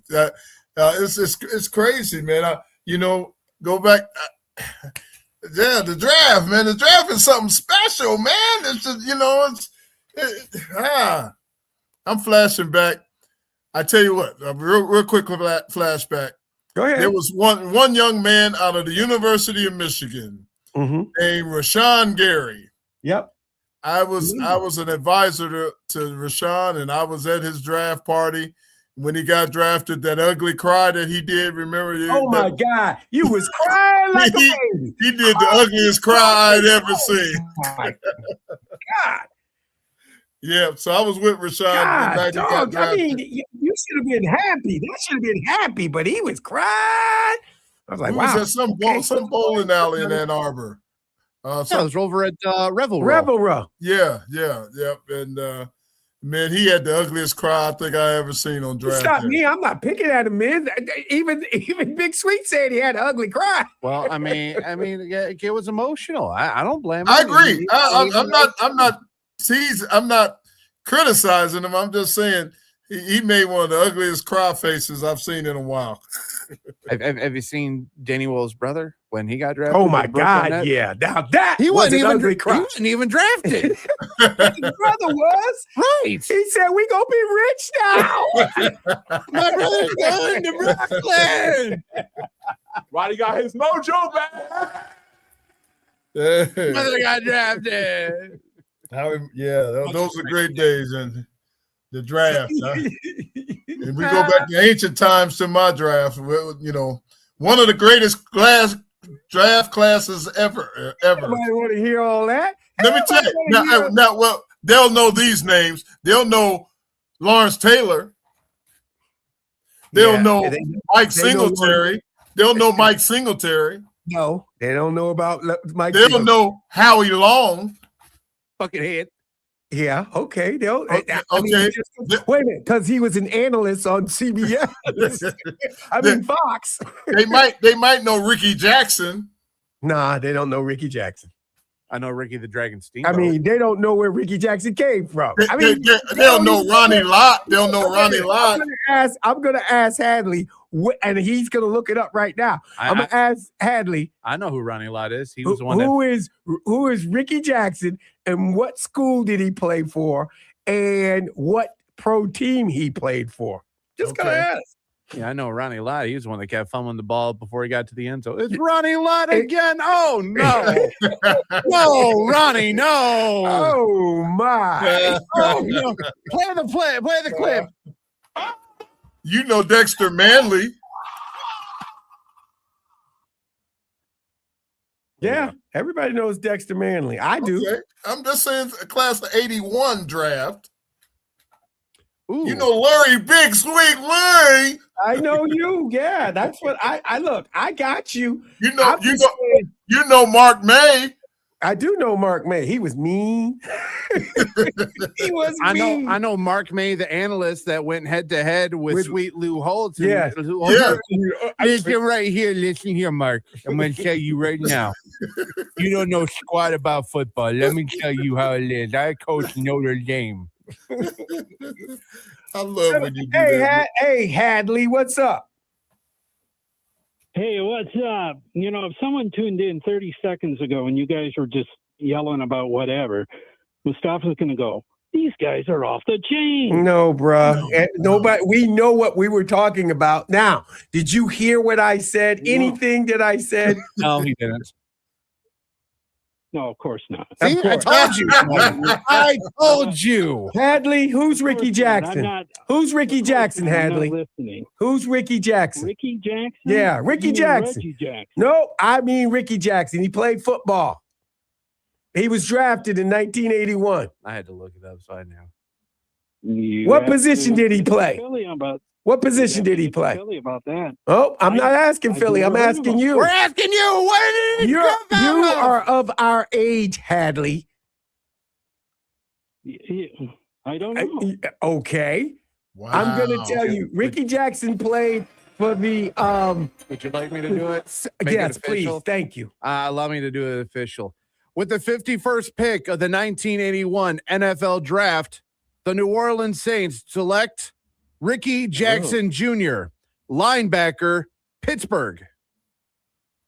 Yep. All right, great. Hall of Famer. He doesn't care. Listen to him. Well, great. That's really great. And you know what? That year, Pitt had 13 guys drafted. Wow. That's incredible. But I like I 13 said, guys drafted. All right, Jamie, how many years did he play in the NFL? Ricky probably got in 12 he got to in 14. 12 to 13. Is he in the Hall of Fame? Yes, sure he is is. a Hall of Famer. He is a Hall of Fame class of 2011, I believe. Yes. He was an incredible athlete. Hadley, you're embarrassing me right now, Hadley. And a Super Bowl champion, Yes. Yes. but not for the Saints. No. Well, Hadley, come on, Hadley. like you two did, maybe I'd know more of this stuff. I do not play football. Well, Hadley, how about this? Would you like me to drop the knowledge of something that you would care about like the Michigan guys that got drafted in that historic what Larry says the greatest NFL draft that ever happened? I can tell you. Okay, here we go. I will start off here and see if Larry can figure out these. How many we got? 1, 2, 3, 4 Michigan players. Are you ready, Larry? Yes. Here we go. With the number 9 pick of the 1981 NFL Draft, the Los Angeles Rams select Mel Owens, linebacker, Michigan. Good job. All right, The Golden Bachelor. Jump ahead. With the 104th pick of the 1981 NFL Draft, the Los Angeles Rams select Andy Cannavino. No, that is incorrect. You failed on that one. That 104, the Los Angeles Rams selected George Lilia, center. Oh, George. Lilja. Yeah. Lilja. I got you. No, Miz, you're fine. George You're Lilja. fine. Okay, I got you. I mean, when I see that, I immediately thought the former defenseman of the Red Wings. Anyway, I digress. Good for you. With the 197th pick of the 1981 NFL Draft, the New York Football Giants selected Butch. Don't call me Harold Wolfo. Oh, you need to shut your mouth. Do you know who it was there, Larry Lee? That was Andy Cannavino. That would be incorrect. With the number 197 pick, the Giants selected John Powers, guard, Michigan. Okay, I forgot about John. I forgot about John too. And finally, with the 264th pick, goodness gracious, how many days did you guys have? You have like an entire week? It's an entire day. It was 12 rounds. 12 rounds of an entire day. Son of a gun. We got it through. Trust me. With the 264th pick of the 1981 draft, the Detroit Lions selected. I don't even know. That was Andy Cannavino. There you go. There we go. Okay. Yeah. He was. Yeah. We were in the same draft. Me and Andy. Yep. I should have thought of that. Anything, Hadley? Oh, is it my turn now? Yeah. No. We'll give you your turn right now because you didn't want to play the game. I gave you a chance who Ricky Jackson was. Well, when Philly E comes on, why don't you pick another draft year and see what he knows? Okay. He knows everybody. We'll try. Maybe. We'll see. How about this, Hadley? I'm going to give you a softball one. Are you ready for this one? Go ahead. All right. And none of you boys say anything except for Hadley. With the 129th pick of the 1981 NFL Draft, the Detroit Lions selected Andy Cavino's brother. Oh my God. The guy you just heard giggling right there. Larry. My God. He gave it to you. Larry Lee. I gave it softball. Yeah, what was it? 129, was I? Yes, 129. 129. Fifth round. Talking about this being in Pittsburgh, I've been to how many times did you play in Pittsburgh, Jamie, would you guess? I played the Pittsburgh Steelers I played them all preseason because the Redskins and the Steelers we were down the highway from one another. I was in Carlisle, Pennsylvania. Our camp was. It used to be. We used to go out to Carlisle, Pennsylvania, and we were like 20 miles from the Steelers, and then we would practice against them many weeks. So we weren't as spicy. A regular season game against them, huh? Yeah, we had regular season games against them. We had we played them. We played them in preseason. That was the second game, and then that was the third game of the season. My rookie year. Larry, did you play Pittsburgh when you were a player with Detroit? A few times, but the best one, if you look up, I want to say 1983, the Lions played the Steelers on Thanksgiving Day, And man, I remember that game because I went against Jack Lambert, and that's awesome. Yeah, I remember that game, man. We beat them back. We beat them like 45-3. The Lions. Oh, wow. Yeah, was that Thanksgiving Day? Thanksgiving game day. Wow, that was a nice That turkey tested extra good. That turkey was good. Oh yeah. We tore them up, but it was just a great day for me because I went against Jack Lambert. That just made, that was like my third year in the league or something, and I was like, man, I was like a kid at Christmas to be playing against Jack Lambert. And he, you know what? He wasn't that big to me or anything, but he was one of them tall, thin linebackers. Yeah. You can't really get a lick on him, and I was trying one time I even told him, I said, man, will you be still so I can knock the mess out of you? No, you do not do that. Right. I told Jack Lambert that during the game. That's cool. For That playing is such cool. a great game, Larry. Did you get a turkey leg from John Madden? They weren't doing that back then. I don't think Matt was still on Fox then. He wasn't on. Okay. He was on. He was on CBS. CBS, Hadley. I'm sorry. Yeah. But we had a great day that Was it day the game? against the Steelers. Oh, And- CBS didn't do the game that day? Well, so the Durducken actually came to be in 1997. Right, actually. and that's with Fox. Oh, so man never did a turkey thing at all. No, Or anything? no, he didn't until he got the Fox. Well, wasn't he still a coach at the time? he you was were still playing?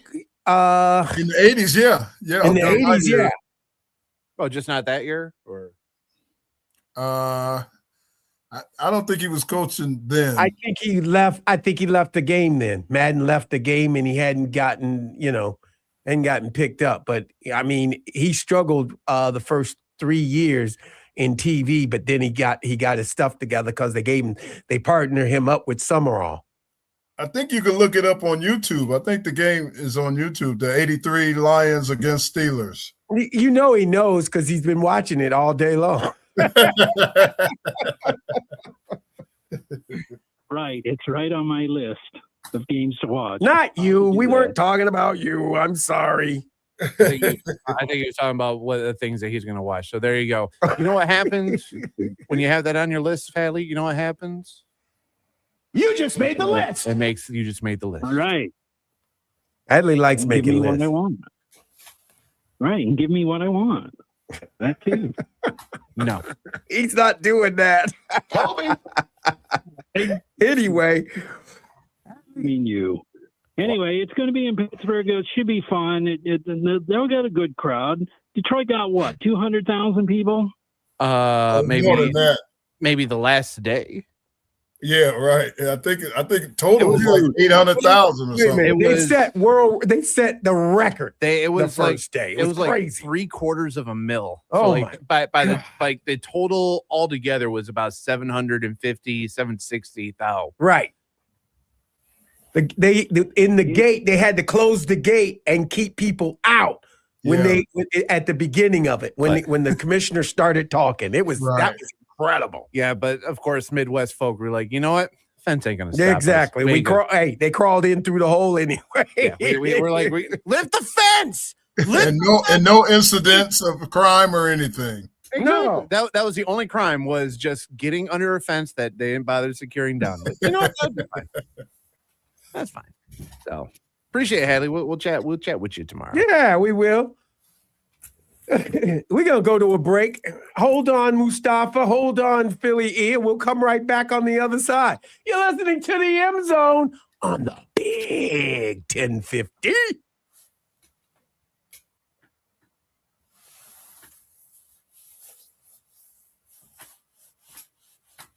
Without coming. I mean, Steve Kerr. Why? Oh well. They told him Draymond Green wasn't coming back. Oh yeah. That's what they said. Hey, we ain't bringing Draymond back. Have you seen this new show, Anthony Davis pranking? Oh, I love the pranks that Anthony Davis does, man. That's funny as what. He did a great one on Draymond, the first show. Oh, did he? Yes, he did. The was guy hilarious. was yelling at him about $100,000. Right, 100 million, yeah. That was great, man.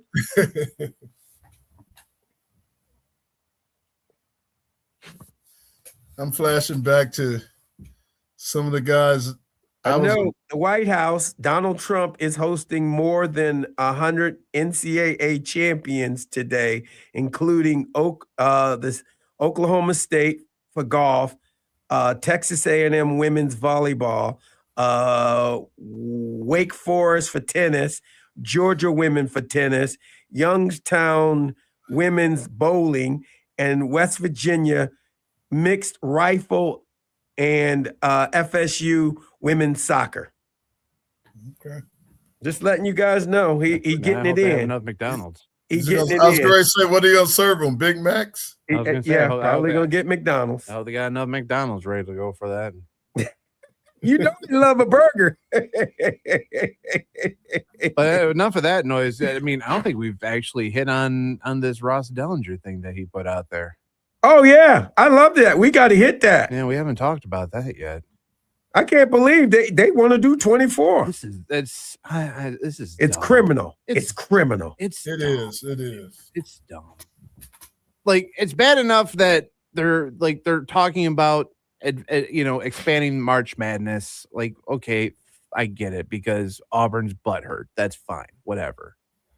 But we don't need 24 teams in the college football playoff. We don't. Because then when you get 24, somebody's going to complain. They're going to want 32. Let's do 48. They're going to say 48. Guess what? Now starts on day one, Oos. Congratulations. Exactly. You lose in your first weekend. Congratulations. You're out. So Alabama, you lose week 1. Sorry, you're out. Hate to break it to you. I hope this man nothing. I ain't don't get me started. You're gonna get in trouble because we're still live on the stream. I'm shutting my mouth. Okay. Commissioner Michael Cross on NCAA tournament expansion. Opening round games should be based on merit, not the method of qualification, with the lowest net teams playing in these games. I want to make it even further. If you're going to expand the NCAA March Madness tournament, if you didn't get an auto qualification, right, you have to play your way in. If you won your conference tournament and you get an automatic bid, you don't have to play in. That's just my thoughts on that. This is crazy right here. I'm about to send this to you guys. This is crazy. A double overtime win by Carolina? It was crazy. No, I'm talking about Philadelphia going up 2-0 on Pittsburgh. That's even crazier. All I'm saying is, how you going to do $200 million operating budget? Oh, I thought you were talking. How does Wisconsin do that shit? You ain't got that kind of money. You ain't making the list. I don't care how much money you think you got. They're making a list. It's just not the list that you want it to be. It's the list. That's what they is. Oh, in case you're curious, Jamie, it is 2-0 Michigan up on Toledo over at the Hutch right now. Nice. You know I care about that. I care about the softball team too. You're right.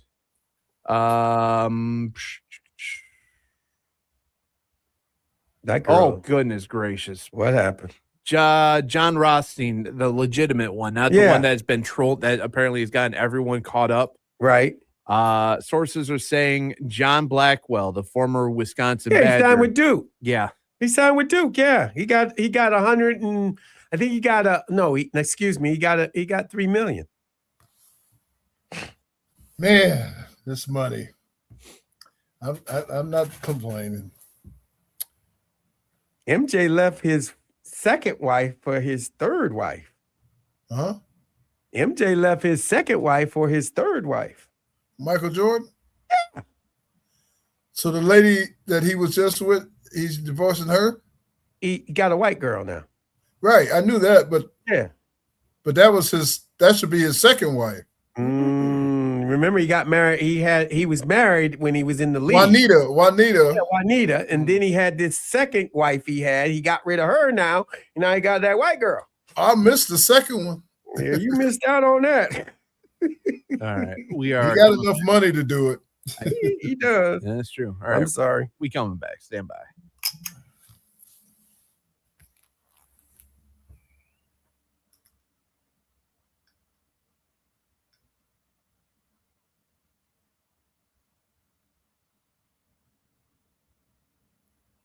This is the M Zone. And welcome back to the M Zone. Jamie Morris, Matt the Hitman Missler, best guy in the Bizzler. Yeah. And you got your boy, little Big Sweet himself. He's making up rules. He's telling you what's going on. He's giving you the good old olden days in the 80s, but he's doing what he can. But you don't remember, so don't just smile and say, okay, Larry.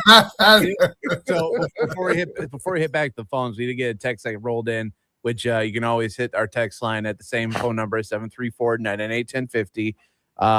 Producer E Boogie Eric Black said the 2011 draft was the greatest draft class. 2011. Who was in it? Allow me, I'll start just speed run through it. Yeah, speed it. Cam Newton, Von Miller, Marcel Darius, AJ Green, Patrick Peterson, Julio Jones, Alden Smith, Tyron Smith, JJ Watt, Robert Quinn, Mike Pouncey, Ryan Kerrigan. So far, you said one quarterback. So Prince no. Amuka, well, yeah, when you take a look, when I mentioned the other quarterbacks that were taken in the first round, you're going to go, yeah. Jake Locker. If it's okay. Blaine Gabbert. Yep. Christian Ponder. Gotcha. And then the second round you did have the red pistol and Andy Dalton. You're right. Okay. So you had that. Tell him it's the third probably. It's not first. I don't think I have to. I think you just told him. Oh, first. okay. But by the way, yeah, that was also the same draft that Colin Kaepernick got drafted at number 36. Okay. That's not so bad. That's not a bad. It's not bad. It's not bad. It's not good, but it's not bad. It's not. I mean, no. I still take 81 over that one. Me too. Mm-hmm. Sorry. Anyway, Thank you. 734-998-1050. What's up, Mustafa? Man, Jimmy, how you doing, man? I'm good. How about you, bruh? I'm doing well. Larry, how are you, sir? I'm good, Mustafa. Hey, Jimmy, I mean, this trivia question, man, I can't get involved. I don't know nothing about that. I wasn't even in the country back then. So Wait. This trivia question is easy. Do you know anything? Do you like the idea of having the draft in Pittsburgh? Yeah. Have you ever been to Pittsburgh? I've been to Pittsburgh multiple times. Can they get it? Can they accomplish it, Mustafa? Can they get it done like Detroit got it done? I don't think they're gonna top Detroit. It's gonna be tough for anybody to outdo Detroit. It was very special here. I don't know. I mean, I thought this year was gonna be Washington D.C. Is it Pittsburgh or D.C. this year? No, D.C. is next year. I think. No, yeah, Oh. D.C. is next year. Yeah. Oh, this is next year. No. I mean, I've been to Pittsburgh a few times. It's not like energetic like Detroit. I mean, Detroit, they can make it happen, man. They can party around here. I mean, it may seem like a dead city in certain area, but when they want to come together, man, they are they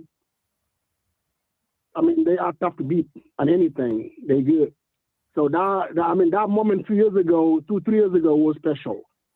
And I don't think anybody's going to top that.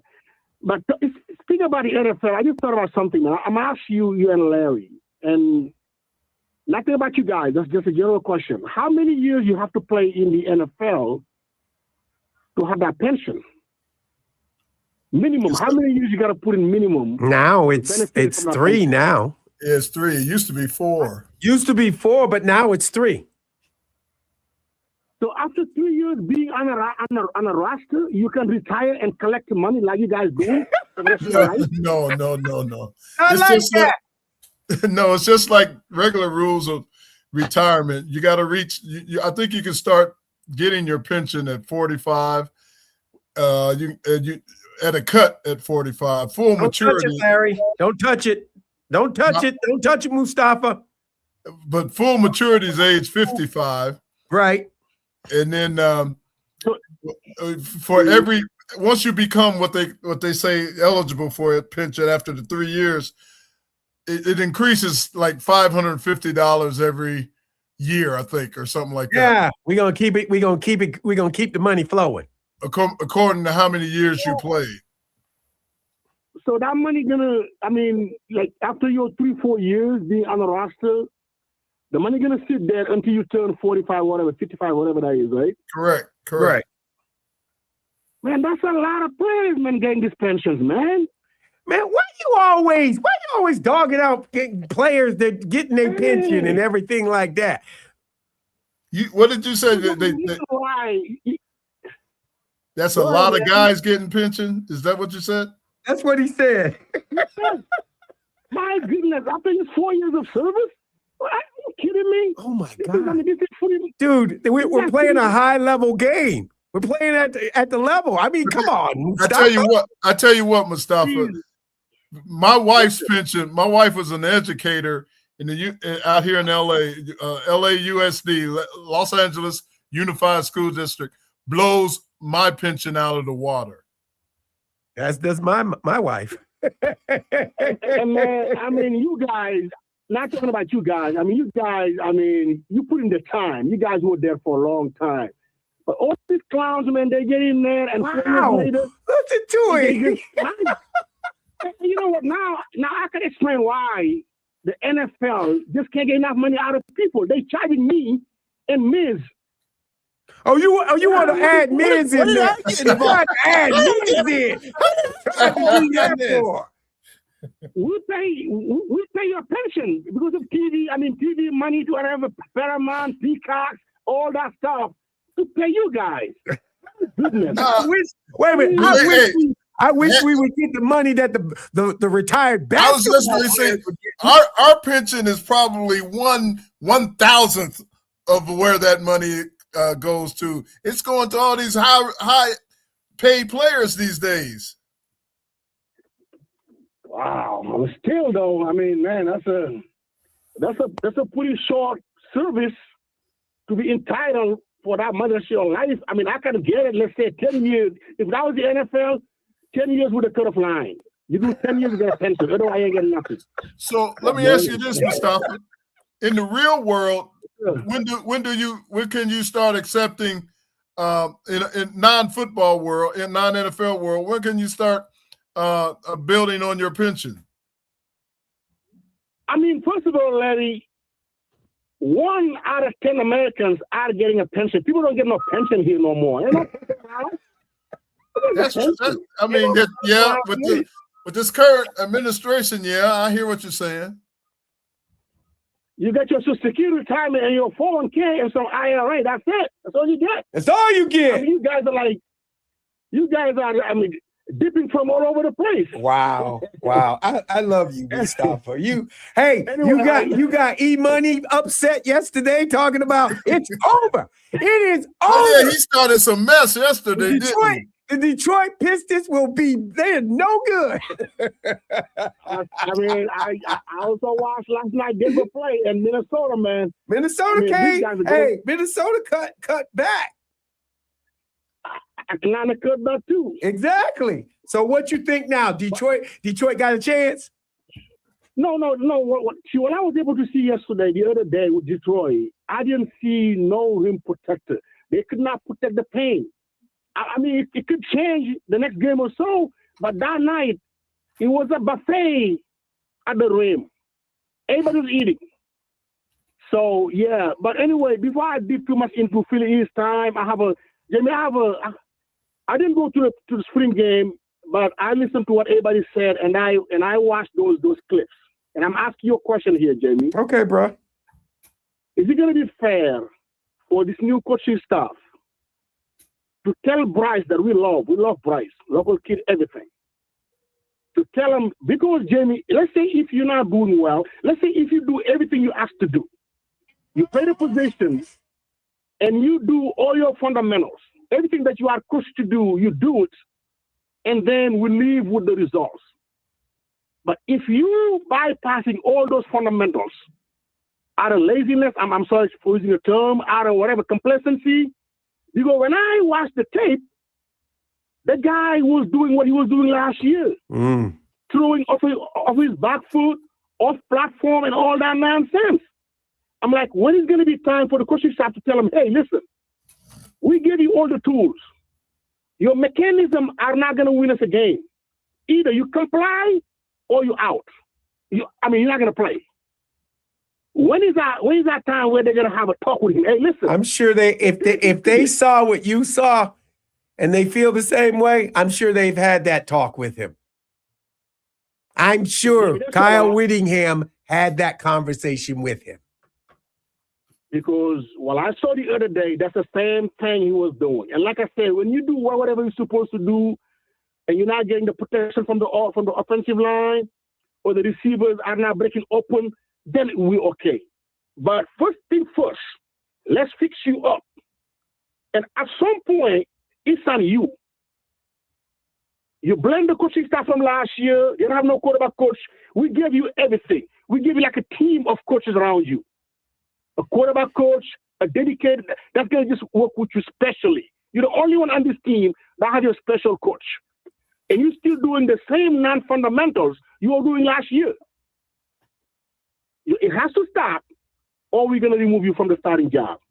And to me, that's a very courageous point they have to take. Do this way, or we're not going to have you anymore as a quarterback. I think it's not free anyway. They ain't paying for free anyway. So that's all I got today, man. I'm no my man Philly E's wedding right now. Okay. All right. We'll talk to you later. Thanks, Mustafa. Right. Can I rebuttal with what I had said on Sunday? Yeah, go ahead. There's still 4+ months until a game that actually matters happens. Right. Come back inside. There's no need to be on the clay. No need to be on the ledge. Stop letting all the good air out the house. Are you paying the electrical bill? You paying the heating bill? You paying the AC bill? Get your ass inside this house. Sit your butt down right now. There's 4+ months before an actual game that matters happens. The amount of people that were like, I've seen enough. Tommy Carr needs to be a starter. Calm down.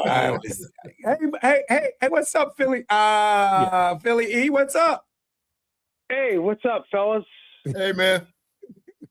Not my blood pressure. You might want to consider the 1964 draft.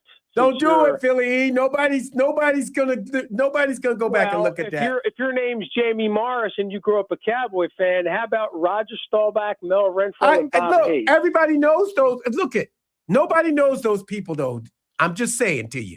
If I said it to those people, they would look at me and go, "Who's that?"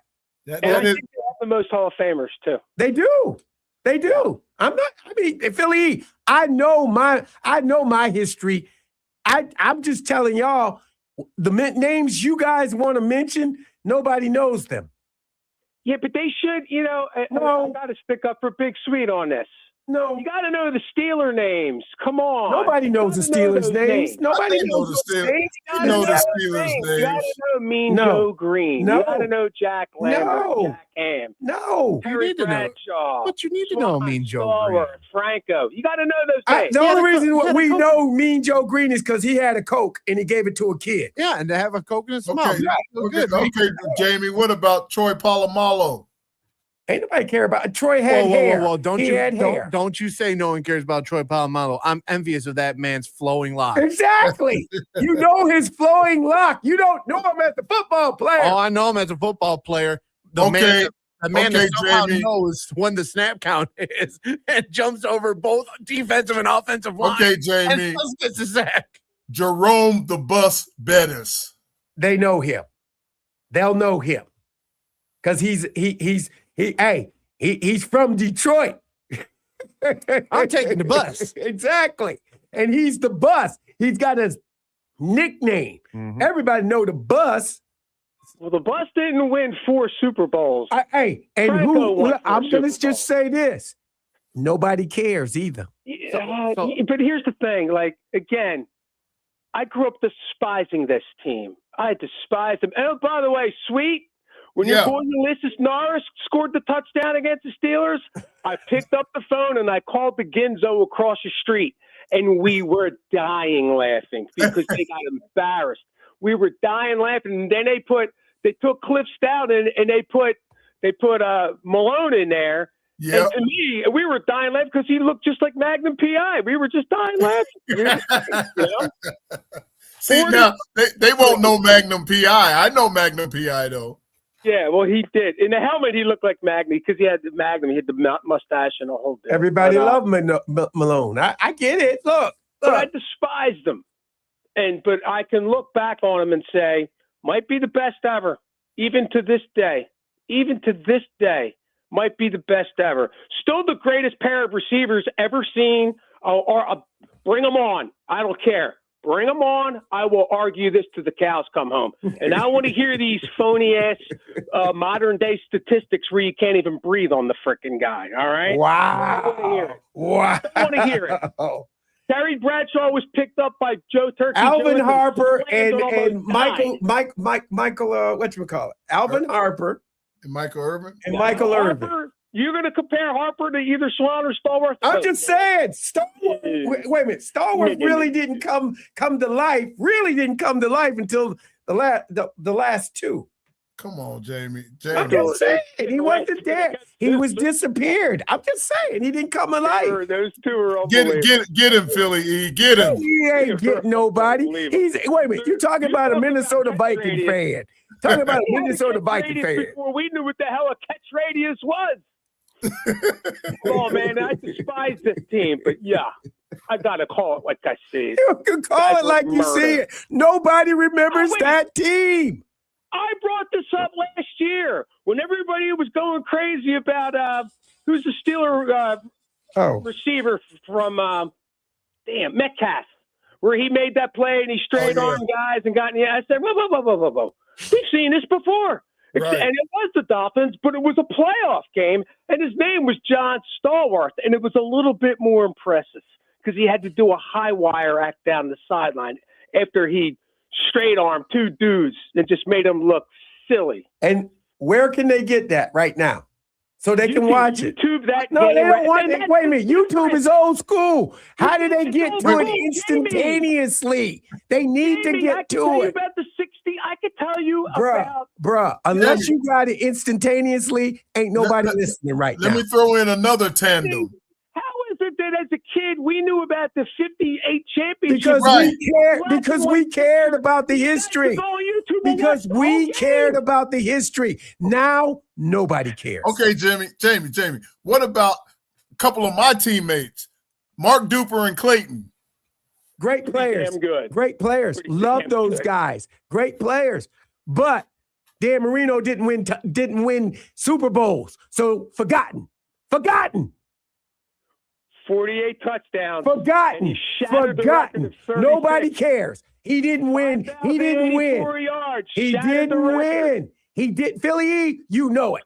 They know Dan Marino. No, they don't. Yes, they do. Yes, they do. Super Bowl, they ran into a bus. They don't know him. I'm sorry. He lives on Joe Montana lives on top of his head. Stop that. Stop it. Oh my God, Jamie. Stop it. Anyway, Pittsburgh is going to do a great job. They did a great job in Detroit. They did a great job here in Philly. Listen, what makes you think they're not going to do a great job in Pittsburgh with that fan base? It's a salt of the earth NFL town. It's such salt of the earth town that everybody forgot that they sucked for the first 40 years of their existence because they've been so good the last 50 years. Yeah. Right? Right? Everybody forgot about the 40s, 50s, 60s, right? Everyone forgot about that. No, you're right. Look, I have nothing but respect. Philly, we got to go. I'm sorry. And just out of curiosity, do you guys know who was selected number 1 in that 1964 NFL draft? Who? Dave Parks. Oh, who's Dave Parks? Exactly. Nobody cares. I got you. Tech and rush. Yeah, those days, that one in the quarterback. Yep. Anyway, hey, we got to go. We'll see you tomorrow. You're listening to the M Zone on the Big 1050.